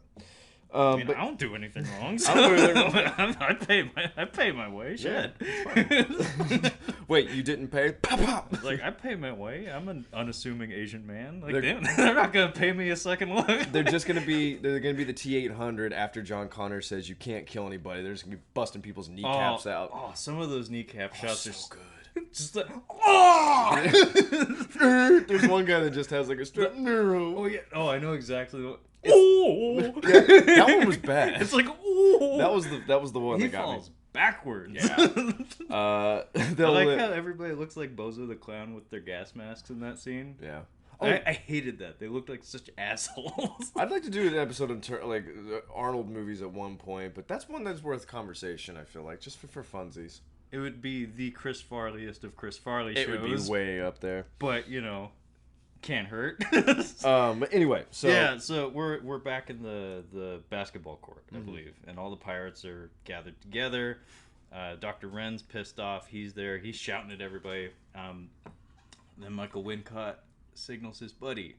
But what I was saying before we started talking about buses and shootings and whatnot is that the pirates, they were screened for weapons. However, they managed to sneak aboard several weapons. All of them, like all the weapons, every single weapon. Yeah, Ron Perlman's liquor thermos is actually a gun. The dreadlock gentleman, Christy is the character's name. He has like Joss Whedon has seen a John Woo movie, so or a western, or Taxi Driver. That's the big one. Yeah, Taxi Driver. Yeah. Basically, it's a slide out like forearm mounted pistol. He has two of them. They're like on mechanical sleeves. So he has those hidden on his person, and then the French guy in the wheelchair, the motorized wheelchair, has like parts on his chair that can be converted into like a shotgun. Anyway, there's a big shootout here, and Michael Wincott just he knows what's going on. Like he sees the writing on the wall. He's like, and then he just looks at dreadlocks. He says, "Christy, just go ahead and start shooting." Yep, a lot of people get shot. A lot of people get shot. One guard almost, or two guards make it. One guard almost makes it. He doesn't. He uses, Christy uses like some kind of pool technique where he bounces the bullets off of the ceiling and hits the guy. I love that guy's last words. So this guy has, curiously enough, he's the only guy in the room with a helmet. I wonder why. It's like in a Tony Jaa movie when you see a guy with a big afro. It means he's about to get elbowed on the fucking head. Oh, okay. Because he's wearing a helmet. Okay. This guy's wearing a helmet so he can get shot on top of the head. Gotcha. And, rigging a squib to a person's head. Vincent D'Onofrio took it like a champ, but not everybody's willing to have an explosive strapped to their head. That was really good. That was really good. That was one of the best. That's going to be on the top 10. Yeah, it's one of the better squibs in cinema history, one of the more noteworthy ones. But yeah, he does this ricochet shot. It comes into play a little later in the movie. That guy's last words is like he's holding a gun to the back of Christie's head, and he like quickly like whips to Ron Perlman for a second. He's like, "You drop that piece of shit," because he doesn't even know what it is. It's a thermos that shoots. That's pretty good. But Ron Perlman has a great moment here before the shooting. It may have been improvised, I don't know, but there's a soldier holding a gun to his back, and he turns around after the guy jabs him with the butt with the he just takes it from him? He takes it from him. He says, "Don't ever touch me," and then gives it back to him. That's pretty funny. I was like, that's pretty good. But this is where our cast basically gets assembled. Mostly. There's still a couple more people who get introduced later. But this gentleman... Sniper. The guy from Training Day. Sniper, yeah. Yeah. Is that his name in that? Yeah, Sniper. That's why I keep saying Sniper. Really? Sniper. Click on Training Day. His name's Sniper. Sniper. I didn't know his name. I just knew him as the pushed in. He has a tattoo of a person being shot in crosshairs. Oh. It's easier to remember. I always knew him as the shit pushed in guy. Yeah. I go with Sniper because that's a not a great quote to, Yeah. Well, I think he actually has military experience because he ends up in a lot of these roles, and He was also in The Rock as one of the Marines. He's a bad guy. He's one of the bad guys in Breaking Bad. I mean, he's a good, solid actor. Tight. He does what he does, but he's great in basically everyone except Dr. Wren and Sniper, Raymond Cruz, I believe is his name. Mm-hmm. So it's the pirates and those two. Yeah. And Winona Ryder's with them too, and Sigourney Weaver. Yeah, the rest of the movie is them just trying to get off the ship. Yeah, we go through it. Whole... It turns into Deep Rising. Deep Rising turns into Alien Resurrection. Yeah, just got to hop, skip, jump, try to get off this ship, but it's not easy. Yeah, it turns into a variety of set pieces. Basically, we're trying to find a way off the ship, and then later on, we're trying to find a way to crash the ship. But at the end of the day, we're just trying to get back to the pirate ship, the Betty, and escape. It takes the rest of the movie. But meanwhile, what is Dan Hedaya up to? I don't know.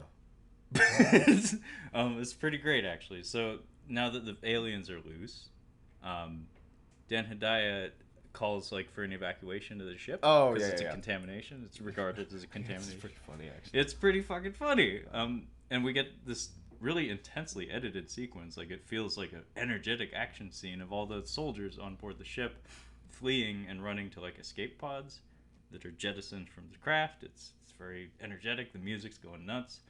Then we get this really awful scene where we get to see this guy, the soldier. He's the last one, and he's in his wife beater. He hasn't even had time to put on his full uniform. He sprints to this escape pod, and he slides down the ladder. And he straps himself in. He's jacked up. He's ready to go.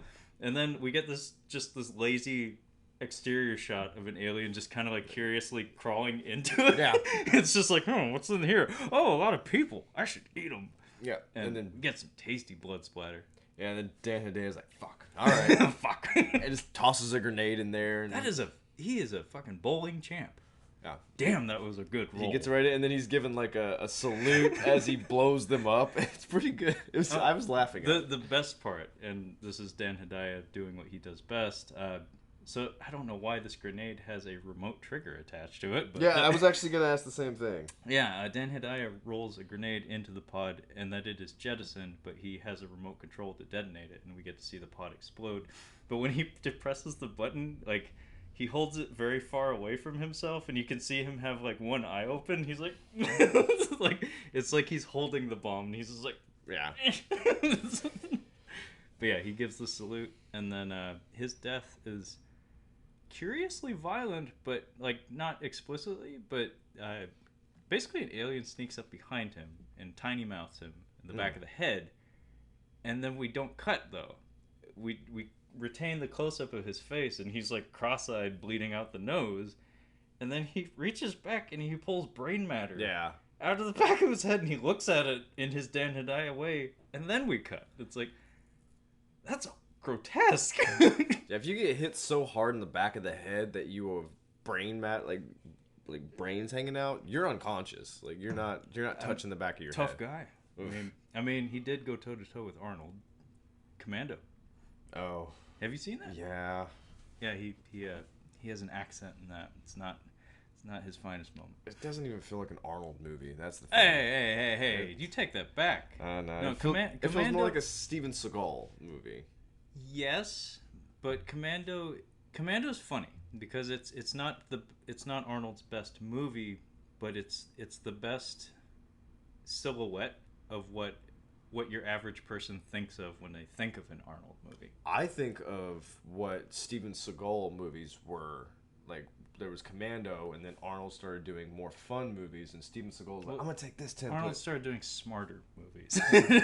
That template became all the other shit. Arnold started reading the script before he showed up. He just started throwing the rest of those movies away, and then you're Steven Seagal. Yeah, you can take my leftovers. Sly, I got you a present. It's called Demolition Man. Jean-Claude Van Damme needed movies where he could show off his splits and ass, and there had to be a naked lady. Hey, he actually is usually pretty good with the ladies. I know he's good with that. No, I mean he's pretty good about keeping it cool. You still got to show him naked though. Well, yeah, no, his butt has to be in the movie, otherwise it's not a Van Damme movie. Steven Seagal has to, dude. He punches, or I think somebody punches the lady with the boobs in Under Siege, and then he shoots a woman through the wall. Remember, he shoots marked for death. He's just shooting the naked lady through the wall. I'm like, Jeez, Steven. I mean, he's only had, what, 5 marriages? Something like that. Yeah, but Commando to me, it's like, see, your perspective's different because you are a learned Arnold fan. Correct. Like, you've dove deep into his filmography. You've seen Red Heat. Yeah. For fuck's sake. Yeah. But I think for a casual observer, someone who isn't terribly familiar with his movies, like, if you showed them, like, the trailer for that or just, like, the highlights of that, it's like, that's probably the image that a person has when they think of an Arnold movie. Whereas, like, you and I, it's like, no. It's like, no, he's got way better than that. Kindergarten Cop. But yeah, I don't have too many notes through here because it's pretty much just like, it's somebody dies, they're trying to get to this part. Somebody dies, they're trying to get to this part. It becomes a disaster movie. It's a different movie because that's the rhythm from here on out. We regroup, we do some exposition, somebody dies. We regroup, we take a break, somebody dies, and that we progress in inches. But the first major death here is very unfortunate. Yes. For you in particular. Yeah, I did. I remember watching it all the way through to the first. I'm like, man, he died really quick. Michael Wincott gets it off screen, more or less, unceremoniously. You could have given him he can die really well. We've discussed this in 3 months. He does die very well in this movie. He does, but I was gonna say he dies really well in Robin Hood, Prince of Thieves, and Three Musketeers. I've been mistaken. He does die pretty good here, but he dies like the dude in Deep Rising, like from the half. He gets halved. Yeah. They halved him. Yeah, it's the opening of Lake Placid, or like a Tremors death kind of. Yeah. Yeah, Michael Wincott. This is a weird sequence. I always thought the blocking of it was very puzzling, because basically all the pirates are together. By the way, the tiny Frenchman had a close encounter with an alien. He gets acid dripped onto his thigh and his ear. Poor guy. Yeah. Couldn't feel the leg though. No. Thankfully. But yeah, he whips out his shotgun and takes some shots at it. We get a cool zoom shot of his ugly mug. Yeah. And going ah. But yeah, everybody's reunited at this point, as far as I remember. And then Michael Wincott, for whatever the fuck reason, he's already carrying 2 rifles. Yeah. He has 2 rifles. Like a Contra game, yeah. Yeah, no, he's doing this. Yeah. He's got 2 rifles at the ready, and then he sees a 3rd rifle, and he's like, oh, I better go pick that up. Yeah. And then he wanders down the hallway. We get like a suspenseful build. Like, is something going to happen? Nothing happens. Now he has 3 rifles. He sees a 4th rifle. And he's like, well, I better pick that up. Well, I mean, that one's the spreader, at least the best gun in the game. Well, this one's got the rockets that anywhere you shoot it, it goes to where it needs to go. I want the H gun, that's the one that shoots behind you. Yeah. It's like, you want to get the C gun when you're fighting a boss, though. Contra 3 for those of you out there. So he sees the C gun. Yeah. And he's like, he doesn't have enough guns. So he needs to get the 4th gun. And then the floor gives out, and he's like, his bottom half is in the floor. Yeah. And he didn't, he wears a baggy sweater in this movie. I don't think Michael Wincott's a terribly jacked fella. He's not. I think he's fairly skeletal. I would say he's about 5'9" and about 150 pounds. Based on the depth of his cheekbones, yeah, that sounds about right. Yeah. So yeah, he's having some trouble with his upper body strength. He's not able to get himself out of this hole. And then, unfortunately, there's an alien down there that just kind of sees half a Wincott dangling from the ceiling, so it decides to stick his tiny mouth through his torso. And the reason I say he has a good death is because we don't really get to see any detail. We know he's impaled. But we don't want him to die. Oh, of course we don't want him to die, but he does it so well. Yeah. But why I say it's a great death is because his facial acting, so the impact, the actual gore, is mostly obscured by shadows and stuff. But when he flips his head back and spits blood into the air, the way the blood falls on his face and his shocked expression, it's like, it's painterly. Yeah. It's like the director was probably just like, bravo! Bravo! I mean, I mean, if I was on the set, honestly, if you look at that shot, it's like, fuck! Oh, yes! I'm sure the director saw Robin Hood, Prince of Thieves, and Three Musketeers. I'm like, this guy's gonna die in my movie. Michael, you're going to die in this film. You will die. You're going to die, and it's going to be spectacular. So yeah, He's like, I don't know what the fuck he just said, but do I get paid today? it does crack me up. Like he kind of gives out like a scream or something, and they all come running like, we gotta pull him up, man. I'm like, he's dead. It's like he's got some stuff hanging out. The one guy kind of realizes it pulling him up. He's like, he's way less heavy than he's supposed to be, dude. I think he's dead. I think we got half a Wincott. And the lady with the butt's pretty upset about it. And again, we're calling her lady with the butt because she says almost nothing in this movie, and I don't know what her name is. Like, that's literally her character dynamic, is that she's hot and you see her butt a little bit. Like, the last shots she's in this movie are of her butt underwater. Yeah. She is a butt, and it's a spectacular butt. She got cool hair, dude, too. I like it. Yeah. Like the way it's tied back. It's kind of cool, and she got cool scars, it's too. like a hotter Michelle Rodriguez. She got like a maybe Hispanic thing going, but it's like it could be like a weird mix, like an Israeli Hispanic thing going. It's like that's interesting. Whatever it is, it works. Yeah, it works. But yeah, she's not a character. She's a butt. She's not a character, but and she's very upset. We kill Michael Wincott, and then Sniper's decided to join forces with this group because he realizes that his boss is a dick, and these guys are the best case scenario of him making it out. Yeah. Where do we go from here? Ripley joins them. Oh yeah, Ripley joins them. Sigourney Weaver's back in this film. You're never going to hear me complain about her in a film except for this one. Yeah, her entrance is really unfortunate. She uses Michael Wincott's torso. Yes. So the xenomorph. The xenomorph. I thought it was the guy in the wheelchair. I'm like, wow, how the fuck did he do that? It wasn't him. So the xenomorph is coming up behind them, and they're trying to get through this door. They can't get through the door or whatever, and the xenomorph's coming. And then all of a sudden, through Michael Wincott's body, it gets shot. Yeah, a rifle sticks through his chest into the mouth of an alien. Pretty fucked up. Yeah.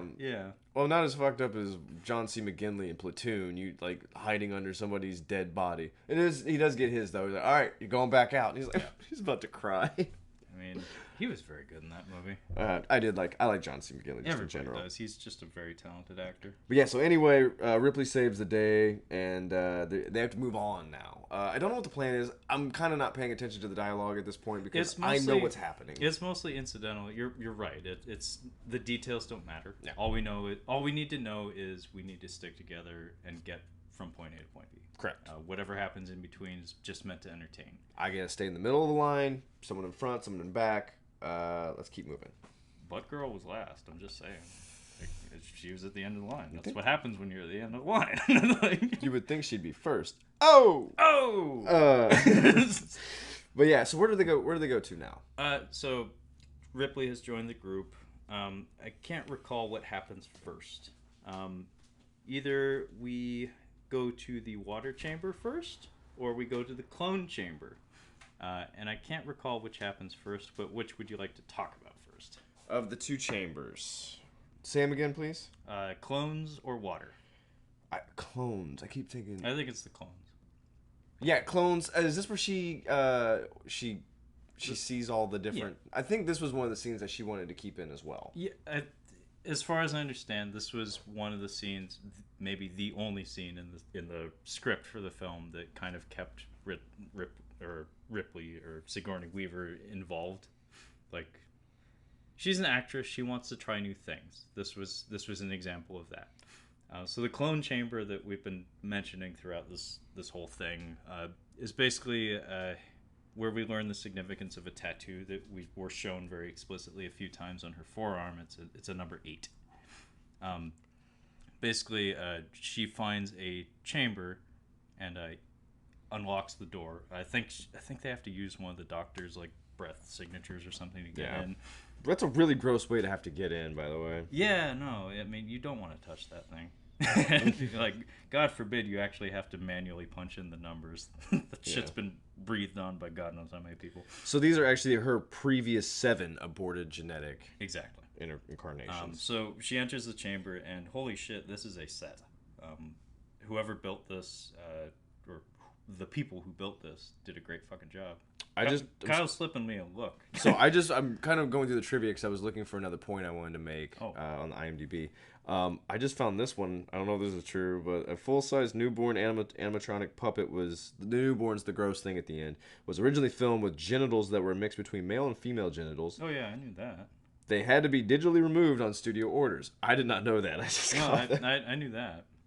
That's very similar to Waterworld, where Kevin Costner's hairline had to be digitally adjusted for the underwater shots. Oh, really? Because he didn't like it's his movie. Yeah. He insisted CGI compositors. You can say that about most movies he's in. Adjusted his hairline to make it look better underwater. Oh, Not only that, the gills on his neck looked like vaginas to test audiences, so they also had to edit those in post. Okay, so I mentioned earlier that Sigourney Weaver probably made about 10% of the gross of what the film cost. She actually made more than that. Because adjusted for inflation, she would have made 10%. She actually made $11 million to come back as Ripley. That's why she doesn't have to do much anymore. Well, she didn't have to try that hard. Because that was so smart of her. Like, there's like, come on, just come back. Please come back. Nice. Sorry. You and I were saying off air, they probably could have converted the script into a non-alien product, and it would have done well enough. Yeah. I mean, I would imagine it could have been as successful as like an Event Horizon or something. Event Horizon, same year. Event Horizon's a decent movie. In fact, aren't they trying to make a TV series out of it right now for like Netflix or something? I can see that. They are. Yeah, I love Event Horizon. A lot of people do. It's just Sam Neill. It's Sam Neill. I feel like it's probably Paul W.S. Anderson's best movie. Yeah, I think it is. I don't think it ends well. Like, it turns into a Paul W.S. Anderson movie at the Yeah. end. But up until then, it's actually, funny enough, it reminds me a lot of, remember Versus? Yeah. It reminds me a lot of that director's work. Okay, yeah. Ryuhei Kitamura. Like, he has tendencies that he can't help himself, and it's like, you really need to get away from those, man. Like, not every movie you make needs to have fucking martial arts in it. Like, Midnight Meat Train.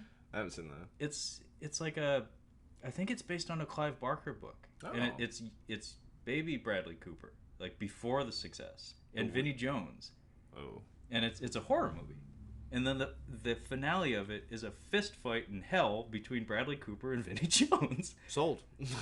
I mean, that's what I said. Yeah. But the point is, up until then, it's a straight-up horror movie. But because it's a Ryuhei Kitamura movie, it turns into a fucking fist fight at the end. Yeah, so the 7 incarnations before her are fucking disgusting. Yeah. They're all really cool. It's all really cool looking. Lovingly designed, like, puppets. And then puppets. And then there is a Ripley on the bed, and we get the line, "Please kill me." Yeah, it's tradition since, I think, Aliens, or like we said, maybe the director's cut of the first film with Tom Skerritt. Mm-hmm. If you have an alien in you, or you're in trauma of some sort, in the alien movies, generally you say, "Kill me." And she kills her in the worst possible way. The worst possible way. Sets her on fire. Oftentimes described as the most painful death imaginable. Yeah, I'm pretty sure it is. Oftentimes described. Besides, yeah, I don't think there's a more painful way. It's probably the worst. But yeah, she sets all these gross shit on fire, and gets out. When does Leland Orser come around? Leland Orser, I think, shows up before the water. Okay. So right after this. So yeah, Leland. Yeah, he's in the water with them. 90s one-trick pony character actor Leland Orser. It's such a good trick, though. It is a good. It's such a he good does trick. it really well. Fidgety weasel man. Fidgety, no confidence, just yeah. I just rewatched 7. He does really good in that. He's good in Saving Private Ryan too. Like yes, I like that. He's a little more calmed down. He's calmed down, but it's a good performance. Yeah. Also, weirdly enough, he's in Daredevil. I don't remember a second of Daredevil. Yeah, he's a character named Wesley. He's just like the Kingpin's assistant, and he's just a nut. He has frosted highlights in it. It looks horrible, but he doesn't really do anything in it. But yeah, Leland Orser is introduced to us when we continue to explore the ship. By the way, Sigourney Weaver's one really good acting moment in the movie is when she burns all the clones and stuff. The reason why I wanted to draw attention to that set is because every prop in there is practical. Yeah. They built that fucking set. And the makeup effects on the clone that is talking to Ripley are grotesque. Yeah. It's awful to look at. As a child, even now, I mean, but especially as a child, that was the scene that whenever this movie was on, I would leave the room. I can see that. Because I just didn't want to see that. It's just really awful. I realized as an adult, I cannot watch the Sarah Connor dream in T2 when the bomb goes off. I can't watch it. It scared the shit out of me when I was a kid. I still can't watch it. Wow. I skipped through it. Wow. I'm not, because I started to watch it. I'm like, nope, can't do it. Wow. Yeah. That's shocking to me. Right. But, I mean, I had a similar relationship with this scene. Yeah. It's like, because I did watch this movie a lot, like, around that time. Like, Anaconda, this, and, like, anything with monsters. I would watch all the time. But this scene... This was a blockbuster, I mean, the franchise, blockbuster year for me. Like, these were all movies Me too. Yeah. Me too. It was Absolutely. a huge year for blockbuster. No, I mean, case in point, like I said, on my birthday, I asked my mom to take me to see The Lost World. I've rented Titanic, Austin Powers, Fifth Element, Lost World, Jurassic Park, Men in Black, Men in Black, Spawn, Anaconda, Batman and Robin, Men in Black, and then to finish it up, Men in Black. So yeah. Men in Black was kind of a big deal. Those were the blockbuster movies of 1997. Men in Black and some other stuff. Men in Black and Boat. But yeah, yeah, Leland Orser we meet in the embryo chamber, I guess. We're just investigating the ship, and none of the characters, none of the pirates, of course, they don't know anything about this. And we got a live one. Yeah. So he has no idea where he's at because he's again Get away from me! Get away from me! Get away! So That's like a core of his acting abilities. He repeats himself a lot. He is one of the hosts that were taken from their ship and now has a xenomorph inside of him. I don't know what the logic is. I do like her matter of fact, like, you're gonna fucking die and it's gonna be awful. Yeah. And I don't know why they don't fucking kill him, but someone's like, no, don't do that. We've got a doctor or something. They'll cut it out. And I'm like, no. You kill him. You kill him and the thing inside of him. I don't understand why they listen to Winona Ryder. No. Like, she has no authority. She has no authority here. She has no authority in the room whatsoever, but for some reason they acquiesce. But I mean, I get hurt.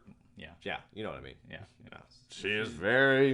I mean, Kyle, I helped a pretty girl in my apartment complex move out. What a loser. I know. It was not a happy time. I've helped people move before, but it was genuinely because I know they needed help.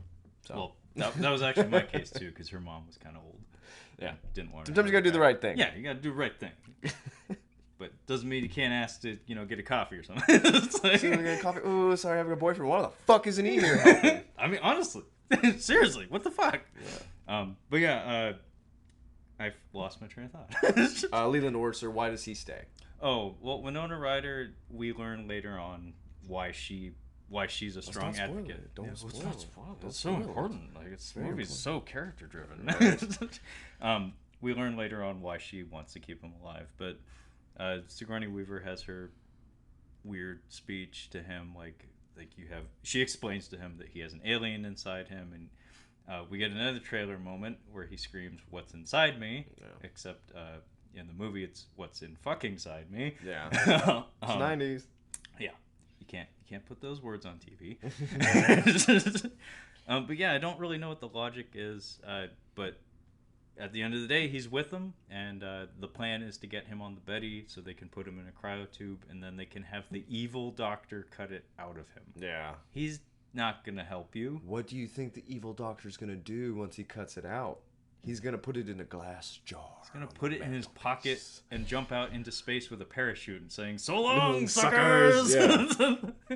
You're doing that Tommy Lee Jones laugh. Oh my god! In Batman. Oh, that's so embarrassing. I like that. I love that. I love that laugh. Because you don't get too many Tommy Lee Jones laughs. It's a fun laugh. But anyway, if I say the line, "We'll drive, thank you." We'll drive, thank you. Fuck. Yeah. Fuck. Yeah. It's so bad. So moving along here, and they're like, we have to get out. So we get to we gotta go swim. So for some reason we get to water. Like, it's the cooling tank. It must be flooded. Who opened it up? And we're like, oh, what if it was the xenomorphs? Well, I don't know. Who cares? It's only if they can open doors. But now they have to swim, and this has to be the most unrealistic swimming underwater sequence I've seen. The abyss Well, one, it would have smashed their heads in because of the depth that they're at. You think? But regardless, like it's still realistic, like how they're having to move. It's like quick and it moves by at a pace like, okay, I feel like I can hold my breath this long. Yeah. They are blowing out air underwater, and it's like it seems like 5 minutes they're swimming down there. Yeah, they're pretty casual about Yeah. it. yeah. Especially Butt Girl. She's just kind of like looking around. She's like, it's like she's in a coral reef or something, snorkeling. Panic. You have to keep moving, all right? You got to keep swimming. It's like you have aliens on your ass. Literally. The ship is on fire in parts. Like, you got to hustle. You got to hustle. So yeah, she's at the back of the line, and this is where the CGI xenomorphs come in. They're swimming after her. Obviously, the xenomorph gets her. She doesn't make it, unfortunately. Yeah, she doesn't get an on-screen death either, which is kind of unfortunate because this movie does have some pretty good violence. It does At times, like it's very inconsistent, but when it wants to, holy shit, they can turn it up. Yeah, so they're swimming and still swimming. I think she's the only one that dies underwater. You do get the Sigourney Weaver you were talking. Like she has like this weird under. Yeah, she gives like a knowing, like a. It was like she almost watched it. She saw it coming. She knew there was nothing that she could do. But I feel like there was something she could have done because she's pretty strong. She could have like bopped it on the nose or something to try to get it away. She just watches and she keeps swimming. So now we have a real problem. We are about to drown. Yeah, this whole sequence is meant to be like an action set piece. Yeah, like it's well thought out. Abyss, Deep Blue Sea. It's got that same feel. It's I appreciate it when a movie does that, when it commits to like, okay, we're doing this for the next 5 minutes. Don't worry about anything else. We're just doing this. I like that. Deep Rising. Yeah.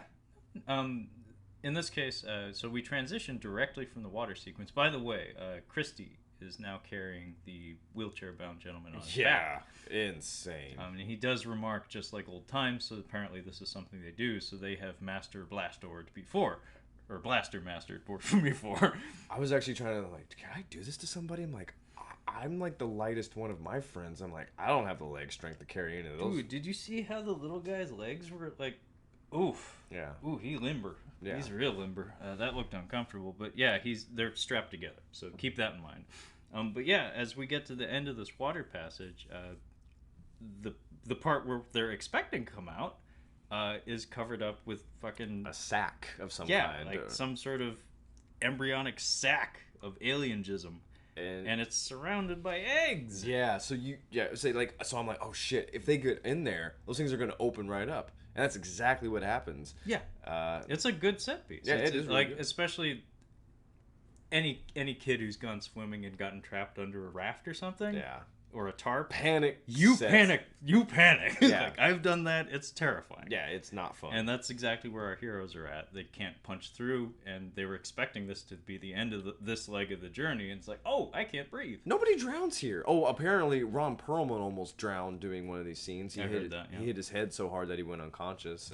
But nobody drowns. I feel like they could have clipped somebody else like with drowning here, but it's fine.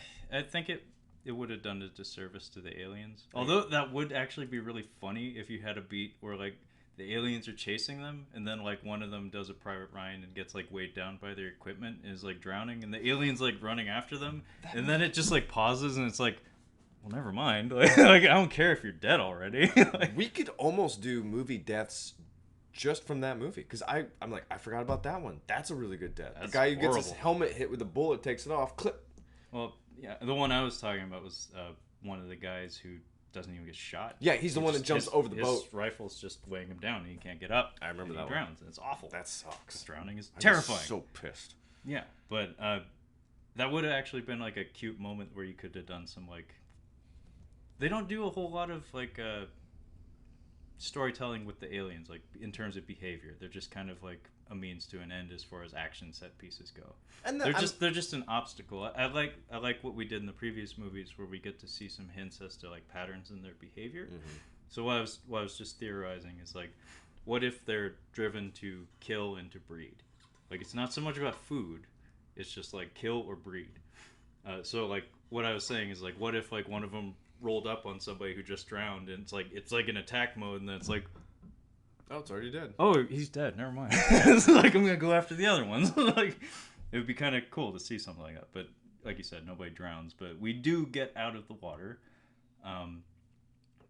Ripley gets a face hugger on her. Yeah, which is really strange because she'd be the last person you'd expect that to happen to. Yeah, it doesn't make any sense because she's already like a thing. I mean, going by Alien 3 logic, you would expect the aliens to not be terribly interested in harming one of their own. Yeah. Unless, they're trying to escape. But if she can sense them and they can sense her. Yeah, she can sense them, so you'd expect them to have that instinct as well. Arguably, the face huggers don't have any intelligence. They're just looking for warm. Sure. So she still has a body. It's not a problem. No, it's just of all the people to get that, she'd be the last one I'd expect. So that piece of shit, what's his name?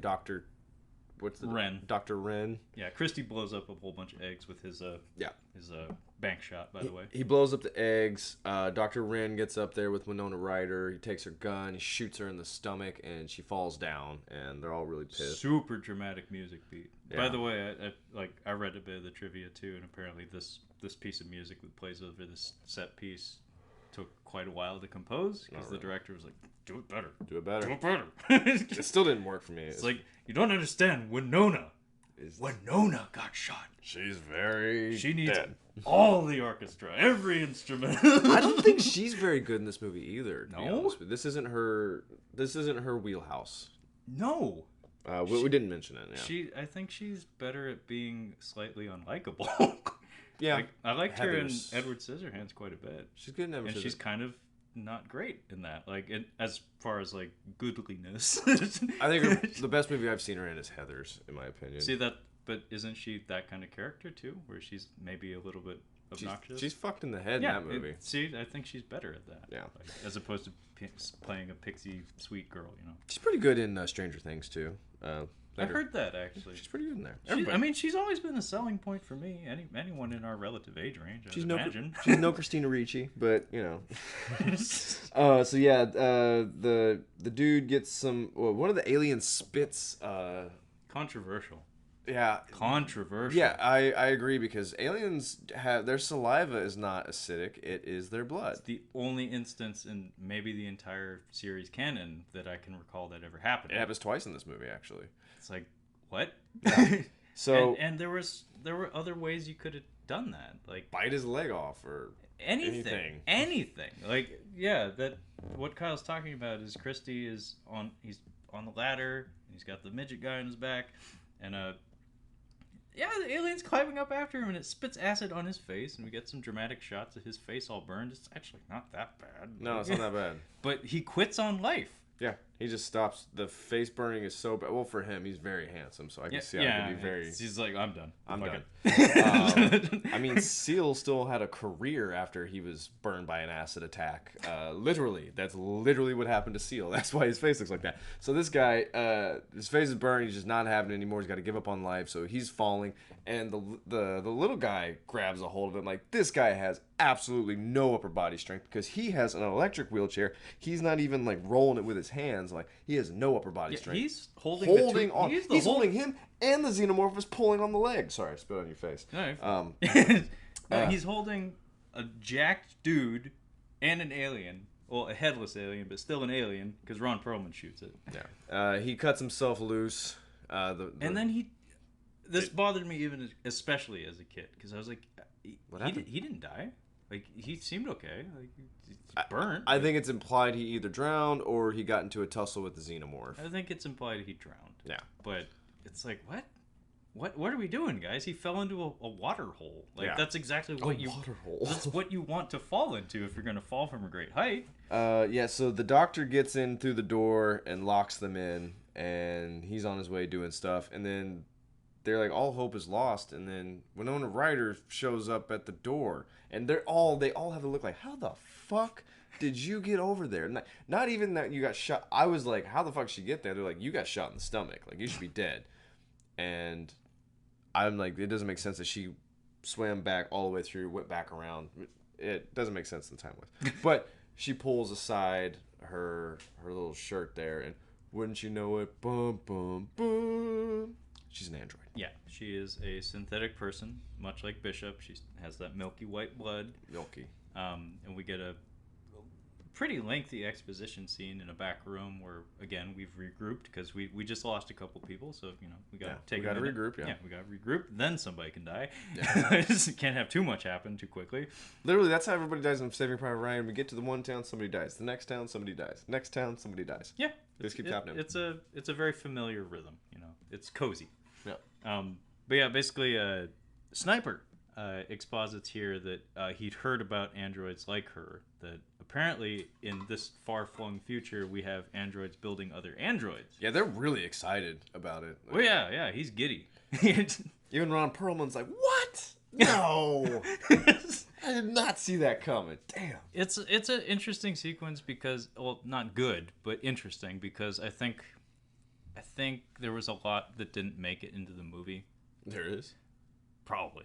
Because a lot of what's being said here and the manner in which it's delivered is what we're supposed to be getting here, and we don't really get it because it's a very confused movie in terms of tone, is that, like, she's devalued instantly. Like, as soon as they learn she's an artificial person, they stop treating her as a person. Yeah. And we're meant to empathize with her, but Winona's not really here to try. And, like, all of her scenes are with Sigourney Weaver, who's also not here to try. No. So we end up not really caring about it, but I know what you're trying to do. Yeah. Like the angle has her like in the foreground. She's looking all mopey. Basically, it's supposed to have us being like, oh, mom. It's kind of like a mom, another kind of mom-daughter, but also maybe like a sex. There's a little bit of a sexual. It's French. It's a little bit both. It's very French. If you watch like The City of Lost Children, it's so interesting because Ron Perlman is like this big brother, or like not even a dad, like a big brother or uncle who's like looking after these kids. But there's even like just a hint, not like Leon the Professional, where it's like you have this young girl trying to bang a dude. Yeah, like, yeah. But there's a moment where she has like a little energy, and that's it. It's just hinted at really quick, and then it's more like she just turns into like, this is like a big brother to me now. There's something, I don't know what it is culturally that's going on over there, but I noticed it here. Yeah, it's just as subtle. I don't quite understand it either, but they're definitely playing with some themes here where we have an artificial person who's devalued because of what she is, and then we have a genetic aberration that's neither alien nor human, and that maybe they find a relationship in there because they're both outsiders. Mm-hmm.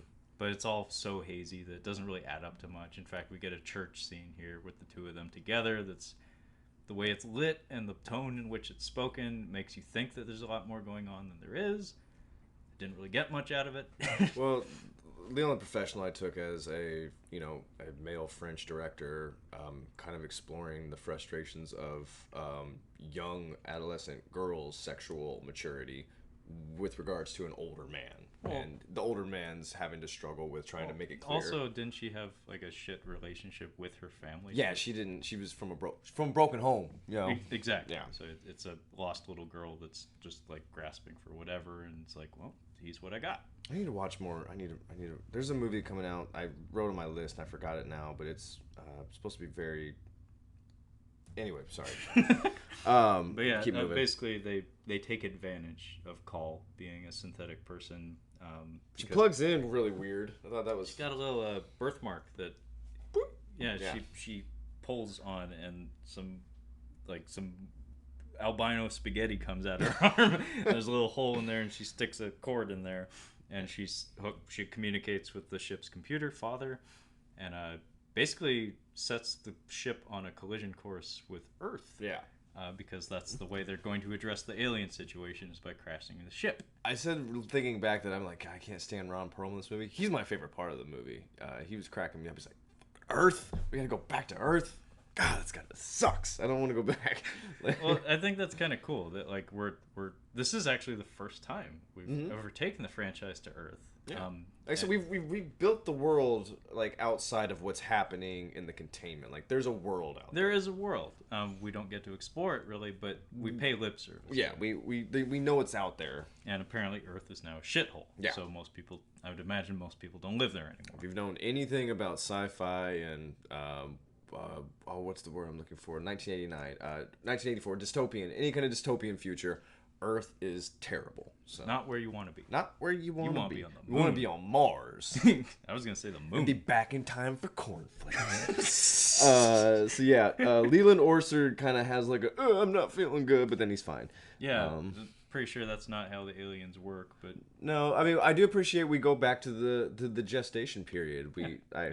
it's reasonably quick. Reasonably. Yeah. But can we kind of like fast forward to her? Like, I don't really know what happens here too much. Like we don't get too many more deaths here at this point. Actually, I think the rest of the crew makes it, but we get to Except Sniper. Sniper. Poor Sniper. Poor Sniper. And Dr. Wren, but that comes later. He obviously is gonna get it. He gets it good. So can we get to when Ripley gets she's just walking and gets taken by an alien? Yeah. Because this whole sequence was very strange. I don't know what the point of it was. It was just very odd to me. So yeah, we're evacuating the ship because, like I said, Call has set the Auriga on a collision course with Earth, but the plan is now to get to the pirate ship, the Betty, and just fly away. Yeah. Get out of there. So we're hustling, actually. We're making good progress here. Meanwhile, like, Ripley has a moment where she's like, sniff, sniff, aliens. I'm not sure if I want to leave just yet. And she kind of goes off on her own. She falls through the floor, and we get a shot that somebody has seen Society. Somebody has seen Society, and maybe it's a French thing, but this bulbous, gelatinous, gooey beanbag chair. Giant bed trampoline of trampoline anus. It just swallows her up. Yeah, it's kind of cool. It's a cool prop. It's weird. Like the little nook that she slips into is invisible. It's Yeah. just like the floor just kind of swallows her. Again, this movie had a ton of money behind it, so this is really good looking. Yeah, no, it's really good looking, and it's shocking and bizarre imagery. It's like, I don't know what I'm looking at, but that lady just got sucked into that floor anus. We get to this weird room where the sequence Kyle was talking to is that we transition from that to same piece of music. In fact, we come back to that fade in, fade out style of editing. Yeah. So it's very dreamlike, and it's in slow motion, in fact. And we see Ripley's head cradled by an alien, like the drones that we've been seeing all throughout the movie, and it's like walking her. It's carrying her, like lovingly. It's embracing her and carrying her, and she looks like she's kind of into it. Yeah. Her hairs are all greased up to match his KY jelly head. Yeah. But yeah, this was the shot that shots that Kyle had said the producers kind of wanted to remove from the movie. But yeah, she gets taken to this chamber that production design, lovingly dressed set. And then we get to meet Brad Dourif. We get to find out what happened to him. He's just kind of rambling. He's strung up too. He's got the classic strung up by the alien, where he's most likely got an egg inside of him. Well, he looks like a butterfly cocoon. Yeah. But his face is exposed, but he is like covered in bug jism. Yeah, and he's just kind of rambling on while Sigourney Weaver's doing something. Like she's unconscious on the floor. She's kind of just waking up. But what he's rambling about is it's weird. Like, actually, you really have to pay attention to actually hear it, because there's visually, that's what I'm saying. There's a lot going on, so you're distracted. But basically, he's talking about how there was crossover both between Ripley and the alien that was inside her. So the alien queen that she gave birth to inherited some human genes, and what it inherited was a human womb, the capability of birthing without an egg. Yeah. So I guess asexually or something. But the end of his droning speech is like, he turns into Brad Dourif. He turns into Chucky. He's like, he starts yelling.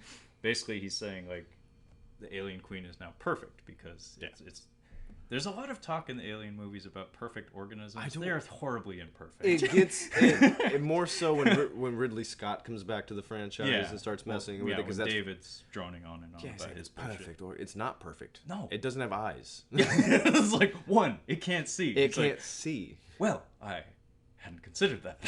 Like, you have to die. No. Oh yeah. So yeah, do we give birth to the gross thing now? The kid? Pretty intense scene, man. Yeah, so this is where I was like, this movie would be really fun if it was just its own movie. And this creature design is like a little bit like Pumpkinhead, where it's close enough to something else that it doesn't have to be a xenomorph. It doesn't look like a xenomorph. Where this could have just been a monster in a monster movie. Yeah. But I'm guessing that they had this design before they even started shooting. Like, this wasn't something that they probably just came up with halfway through. Like, they were like, we're introducing a different element to this, and it's this thing. Like, well, why not just get rid of the alien stuff and just do this? Well, probably because of the reason why they have such a big budget is like, oh, this is gonna be an alien movie, and these movies make That's money. the only way they could have secured the financing. Yeah. Yeah, because really the visuals and the set designs and stuff, It takes money. It takes money. It takes talent, and you need money to hire that talent. But yeah, the Queen's Chamber is the lighting here is really cool. I like how it has like an amber tone to it. Mm-hmm. But yeah, the Queen has a actual womb. Funny enough, I think I read the trivia, and the alien Queen's head is actually the same as in the 1986 film. Yeah, but apparently. I think they repainted it though. I think somebody like a collector had bought it, Yeah. and they decided to bring it back. Well, I'd imagine it had to do with money.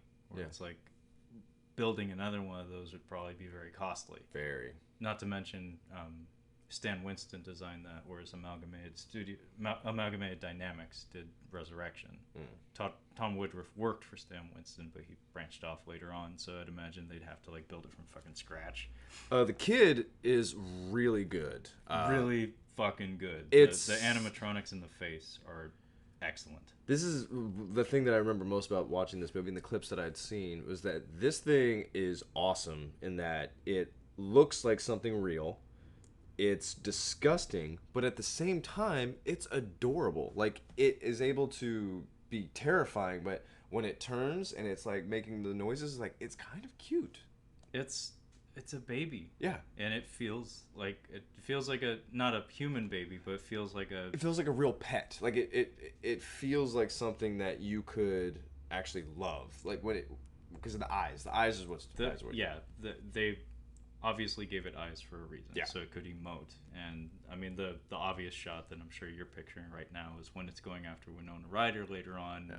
There's a shot where it feigns like friendliness, like it's like, I'm not gonna hurt you, and it's like, I'm gonna hurt you. It's like, and the expression on its face is, it looks like a person. Yeah. Like it's like, that's a robot, but holy shit, that's really good. Like the puppeteer who was moving its face rotors or whatever did a great fucking job. Yeah. I don't know how long that shot took to get, but damn. And also, it kind of talks at the end too, when it's being sucked through it has a lot of vocalizations that the other aliens don't have. Mm-hmm. It's a lot more varied in tone, and again, it's supposed to be a juvenile. Yeah. Like it's obviously intelligent, but it's also a predator. Yeah. But yeah, the first fucking thing it does when it's born is it kills the queen. Yeah, it comes up close to its birth mother, and they go face to face, and then it gives the queen a nasty look and slaps the top of its head off. Yeah. It's like, oh fuck, Kills... queen got got. It kills the queen, and then Brad Dourif exposits that, like, oh, it thinks you're its mother. Yeah. So Ripley, who is in the room to witness this, the newborn locks eyes with her, and it's like, oh, you smell like mom, not that thing that I just killed. So Ripley's like, I don't want nothing to do with that. So she takes off, and Brad Dourif gets a weird death. It feels like there was meant to be more to it. He gets the top of his head bitten off, like just the top. I don't remember that. Basically, the newborn's going after Ripley, but it gets distracted because it sees Brad Dourif over there. I mean, it sees a weird-looking gremlin man hanging off the wall, and so it comes up to him, and like you said about the vocalizations, like it gives like a meow, like it sees a toy almost. Yeah. And then he's excited because he's weird. He's got a boner right now. Yeah, he's got a boner under that cocoon. He's got a Dr. Frankenstein boner at this point. He's like, look what I finally made. Yeah. Newborn takes a bite out of the top of his head, and we only really get to see the aftermath. We see some like chunks of blood coming down his face, but we only really get to see the aftermath, and it's actually pretty fucking grisly. Yeah.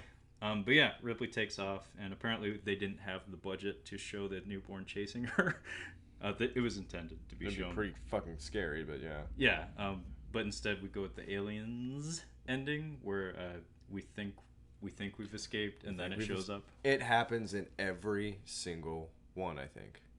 Yeah, it's kind of. Except for the third one. Actually, that doesn't happen in the third one, but it does happen in the third one, kind of. Well, yeah, I mean, it's also the Resident Evil games kind of make a tradition of it too. Yeah. Resident Evil 2 has one of the best ones of those, where the final boss of the game, you're on a train, and I think there's like a weight limit thing that goes off, and you have to go back through all the cabooses. So like you run straight to the head of the train, and then you have to run all the way back, and when you get to the last door, it's like, okay, that's a monster the size of a caboose. And it was just hiding there, and I didn't notice it. Yeah, this thing is bigger than a xenomorph, honestly. Yes. Like, it's disgusting. Considerably larger. It's much bigger. It's like pale white, covered in goo. It's the size of Pumpkinhead. It's like, got a pot belly, too. It's got saggy boobs, too. Did you notice the saggy boobs? Saggy boobs. He has no muscle tone whatsoever. No definition. But yeah, we jettisoned from the Auriga. Little guy. Looks like Paul Giamatti's torso, I would assume. They took a life cast of Paul Giamatti. Yeah, those titties. You watch this movie all the way through the credits. You see. Thanks to Paul Giamatti. Special thanks. You know why. We gotta talk about Leland Orser though. Yeah, he dies. Yeah, you want to talk about how he dies? It bursts through his chest. He gets a chest burster. It's considerably more than that. It's pretty fucking epic. So, we're on the Betty. Sigourney Weaver's doing her thing. She's trying to get to the Betty. So all of our survivors are on there. The doctor gets himself a gun. He had himself a gun, and he's waiting for everyone. He tries to hold everyone up. He's got Winona by the head. He's like, I'm going to shoot her. They're like, she's a fake person. We don't care anyway. Shit. But he's implying that she's the only one that can get them back, I guess, because Exactly. she's another pilot. Exactly. Meanwhile, Leland Orser is kind of flipping out. And then finally, what we've been waiting for finally happens, where the chest burster inside him starts to come into play. And by the way, he's been shot. And then they play very fast and loose with the rules of alien birthing here. Yeah. So from the choreography of the scene, it's heavily implied that the alien is kind of driving him. Because the way he comes up off the ground, he comes up chest first. Yes, you're right. And then he lurches forward towards the doctor, who shoots him several times. Yeah. And he does not stop. And he's shrieking at the doctor. He beats the shit out of him. He goes chimpanzee on him and starts bashing his head on everything in sight. And then we get this sequence that young Trevor absolutely drew like every day for like a solid week at school. Oh, really? Basically, he has the doctor in front of him, and then the chest burster comes out of his chest and through the top of the doctor's head. 2 in 1. Yeah. But we get this really 90s shot where Leland Orser is screaming, and then the camera goes into his throat and down his throat, and then we see the little chest burster go. But yeah, basically the chest burster comes out his chest and out the doctor's face. And then there's this lovely moment where all the other people, like Sniper and Ron Perlman, are just like, let's shoot both of them. Yeah, obviously. And then we actually just cut from there. It's just the two of them standing there and everyone's shooting them. Yeah, they shoot him, but presumably they shot the alien at some point. Sigourney Weaver makes it back onto the ship with Winona Ryder, and wouldn't you know it, the baby's there. Yeah, Sniper gets it here. Sniper gets it. This whole sequence, like, you think it's gonna... It kind of wraps up quick. Very quick. Oddly, because I looked at the time, I'm like, but there's only like 10 minutes, minutes after this. Again, money was a factor. Yeah. There's exactly one shot in this entire movie where you can see its lower half. Yeah, there is. I remember that. That's where I saw that you see the boobs. Yeah. So, yeah, it's kind of sniffing on Winona Ryder a little bit. How does Sniper get it? He gets his head smooshed. It's actually a juicy death. Basically, Winona Ryder goes into the cargo hold of the Betty because we're entering the atmosphere, and apparently one of the doors is not sealed. And Sigourney Weaver's on the ship at this point, so we think we're clear, except this door needs to be shut. So she goes there alone, or maybe Sniper comes with her. But anyway, she does go alone. And then the newborn shows up, and there's this really kind of cool moment. It's an intelligent monster moment where it like shrieks at her, and she is in the process of trying to close this door that means death for everyone if it doesn't get closed. And the newborn like shrieks at her and gestures at her violently, but then it takes a second to shut the door for her because like the control panel she's using isn't working. So like she can't do this, and this crazy strong giant alien thing just goes and it's like, we're all good now. Now I'm gonna kill you. No. But yeah, this is where that shot happens where it's reaching for her and it plays nice for a second. And so it's stalking her, it's trying to kill her, and then they send Sniper back there. It sneaks up on him from the side, not from the front, but From the side. from the side. And then it grabs him by both temples. Smash. Oh, it's tasty. Like the Viper in Game of Thrones. Oh yeah, you showed me that one. That was real tasty. Yeah. Yeah, that's maybe the tastiest head crush. It's one of the best things I've ever seen in that show. It's pretty tremendous. Well, wasn't it like emotionally traumatic? It was it's the most emotionally traumatic death that doesn't affect directly a character that I loved. I really liked that character, but his death had a lot on the line. Gotcha. Yeah. Because it was a trial by combat. Anyway. Yeah. Endgame. Endgame. So here we go. So it's kind of coming after Winona Ryder a little bit, and Sigourney Weaver's like. Well, funny enough, it's doing the same fingers on the cheeks thing that Sigourney Weaver did to Winona earlier. Which happens with the architect or the engineers in remember that's how the engineer kills David, or he just comes up to him and like pets him on the side and then just rips his fucking head off. It's you want to get real tinfoil hatty about it too. It's like, oh, don't the Predators do that too? Yeah, the way he does. But yeah, so now Sigourney Weaver's like trying to.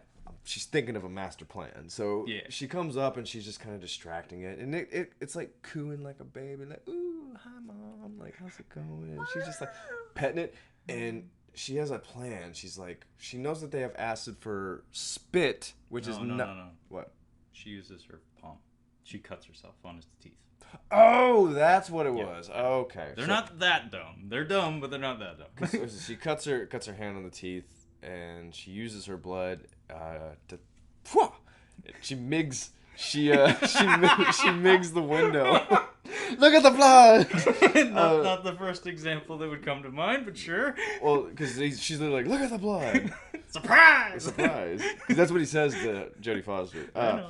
So she, so the blood's on there, and the thing knows immediately what's gonna happen. He's like, "You motherfucker!" And the blood sizzles through the window, and of course we're getting a space suction, which is gonna kill everybody. Yeah. And this is one of the most terrifying things I've ever seen on film. This is one of the grisliest deaths ever committed to film. It's crazy. It is uncomfortable. Because it's back to being cute. And it works here because Sigourney Weaver's like feeling bad. It's like, so the thing has got its back to this hole in the glass, and it's sucking. It's tiny. Yeah, it's a quarter-sized hole. It's very small, and it's sucking this thing through a window that is. It's like sucking an elephant through a microwave. Like that's the hole that this thing is sucking through. Yeah. And it's like screaming, and it's actually saying words. It's like, no, you can hear it. Well, I mean, it knows enough to know that it believes that this is its mother. Yeah. And it knows enough to know that its mother is doing this to it. So it's upset. It's kind of sad. It's kind of sad. It's very well orchestrated. It is. It's emotionally manipulative in a very effective way in a very strange movie. It's a great death. It makes you feel kind of bad for it, but at the same time, you're like, good, they're killing it. No, I mean, I forget where I read it, but like the phrase was, we love our monsters. Like most of the best monsters in literature or cinema or whatever, you usually have some sort of affinity for it on some level. So if you can develop some form of sympathy for it, that's another layer to your appreciation of the product. Like Jaws, for instance. The last shot you get of the shark is when it's beheaded and this whimsical orchestra music is playing. It's like there's like a whale call playing over it, and it's this weirdly emotional beat for this thing that has done nothing but awful things to people throughout the movie. But it works. It fucking works. Yeah, it's getting sucked out the back, and it's pretty gross. Yeah, it's pretty gross. It's especially when the string cheese comes out the back, and before the membrane breaks. Yeah. Before the skin breaks, like it's just Yeah, it looks painful. And then the skin rips, the intestines come out, and it's just going piece by piece. It's, no! Actually, that's one of the weirder things in any cinema, actually, is when you see viscera. Mm-hmm. That's really rare. And whenever you see it, it's like, it's very unsettling. It's very unsettling because it's one of the more rare things in movies. Like, gory movies are not, like, intestines and guts and stuff are not in every movie. Because you know what it means, and it's scary to think about. It's like, I know that I am probably dead now. Even though, like I'm still alive and I can see this, it's the last thing you want to see. Well, the length of the scene is what makes it especially awful because it comes in stages. Like its back gets sucked against the window. It actually breaks free for a moment. It does break free for a moment. And then it gets smacked against the wall again, and then the skin breaks. Yeah. And then all of its insides, all of its fluids start spraying out into space, and they do a clever thing where there's no audio of the space shots. And then things intensify because its limbs get sucked behind it, one by one. So we have a torso with a head screaming. Yeah. Like it sounds like a human being screaming. And then, its torso rips open. The viscera spills out. But then it's a suction, so they get sucked back in, out the back. And then the closing shot it's so fucking cool. Because, like, the last thing is everything else, like, the entire torso gets sucked all at once and just, like, gone. But then the head is there, still smacked up against the glass, and then the skin rips off the skull, and then the skull shatters and goes straight out. It's so fluid and awesome looking. It's like, holy shit! It's really neat. It's like, oh! Yeah. People are probably puking in the theater when they're watching. New guy's in the back, puking his guts out. It's pretty gross, but that pretty much wraps up. They get back to the cockpit, and I guess they get back to Earth. We get through the atmospheric barrier. All the fire and chaos goes away, and now we're in the Earth's atmosphere, and we see some shots of the Earth. And it's like, what do we do now? It's like, I don't know, because we ran out of ideas for sequels. So we're going to go back to the beginning. So we're going to go do AVP. So, I mean, as far as we know, like, there are no other, like, this is the last of the xenomorphs. Like, the only person that's left is Sigourney Weaver, who's like a hybrid thing of some kind. Not even a hybrid. She's just a person with alien blood. And, it's a strange way to leave that story. Because it probably would have been safer to kill her off. Yeah. Because the implication. So I'll go ahead and rank these real quick now that we've gone through all of them. It goes 1, 2, 3, 4, I think, for me.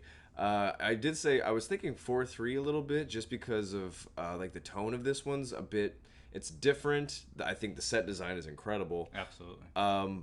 But as far as the story goes, I think that the third movie's tone keeps more to the actual franchise. This is I'd say this is an entirely different movie. Like it's outside the franchise. It is. I think I would go 2, 1, 3, 4. Okay. For similar reasons, because 3 is kind of a hollow movie in a lot of ways, but it's tonally and aesthetically consistent, and I really appreciate that. Whereas the fourth one is such a different beast altogether, to the point that it's such a disparate element. It's really hard to find the alien in there. Mm-hmm. And case in point, we've like the expanded universe of the Alien franchise beyond the movies, like computer games, comics. We have lived in Alien and Aliens. Mm-hmm. We have lived in Weyland-Yutani for decades now. Yeah. And we love it. Alien Resurrection, 200 years later, I can't name a single piece of media that's touched that. No. Like, we've never revisited it because there's just nothing there. And this is written by Joss Whedon, so like this script would have worked perfectly for a different monster movie. It just didn't need the xenomorph element. This script would have worked great for not a monster movie. Yeah. Just an action adventure movie. Yeah. Because the stuff with the newborn felt like some of the more heartfelt aspects of it. Mm-hmm. Like you could tell a lot of passion and thought went into conveying the emotions in those scenes and like crafting the monster and everything. Like I think probably the director and the makeup effects technicians saw eye to eye on that. But I was telling you this off air, like the alien queen and the newborn are barely an element in this story. Yeah. Like the newborn especially just shows the fuck up. Like there's the best way to introduce your monster is to tease it. You need to lead your audience to that. You can't just have it show up and expect me to care about it. Yeah, maybe that's the problem why it feels like it wraps up so quick, because we don't really hint at anything about this monster. Well, all you needed to do was show the queen at an early stage. Well, just midway through the movie, or maybe have Brad Dourif exposit about it, or say like, "Oh, we by have the way, something else coming. Yeah, something else is coming. It has a womb." Like, and then the audience is like, "Oh, what's going to come out of the womb?" Instead of having it just show up at the 2-hour mark or whatever. This could have been much worse, I feel like. Yes, absolutely. I don't think this is a bad movie, honestly. Going back, I'm like, I didn't enjoy it as an Alien movie, but there are things that are enjoyable here as far as like a fun movie goes, especially in the second half of the movie. No, the visuals are incredible in any era. Like, even decades removed from it, it still looks fucking good. The lighting and the sets are spectacular. Mm-hmm. Winona is lit to perfection. Winona and Michael Wincott get the sexy light for sure. But yeah, it's. I don't think it's a bad movie at all. I think it's a very confused movie. Yeah, it feels like a slapdash effort where it's like we have this and this and this. None of it's really consistent. But we'll get to the end. Well, maybe the director was like, "Yeah, I'll direct this movie," but what the studio wanted was something more box officey. Like, we want something to do really well, and he's like, "I'm not really looking for that. That's not the kind of movie I'm trying to make." And he did say he wanted to make a fun movie, and I think he mostly achieved that. Yeah, I would say like so. It feels like a solid action adventure movie in space. It just unfortunately involves the aliens that we all know and love, and doing things that we're not used to seeing them do. And in some ways that feels disrespectful to the franchise, but at the same time it's probably for the best that there's no like lingering aspects to it. It feels like an isolated element. Mm-hmm. Like it's not like its existence tarnishes the reputation of the other films, is what I'm trying to say. Yeah. But yeah, that's mostly what I had to say about that. Yeah, I think we said quite a bit more than we were expecting to on this one. Yeah. But yeah, that was Jean-Pierre Jeunet's Alien Resurrection from 1997.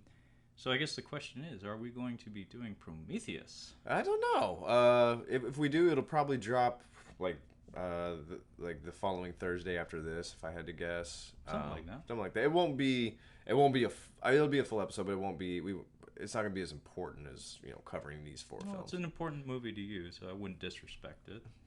But it'll be a little different because Trevor doesn't particularly care for that movie, and I do. Well, I'd be curious, though, because I've only seen it like once, and that was when it came out. I've seen it several times. So, but my brother and I were both like, whoa, dude, we were not expecting that. That was pretty bitchin'. But see, this is why we do this show, is to, take a closer look at some stuff that maybe we otherwise wouldn't. Because really, other than talking about it with you, I don't really have any desire to go back to it. But, I feel that usually most movies, unless they're like utterly lazy efforts, usually have some worth to them. Yeah. So we'll see.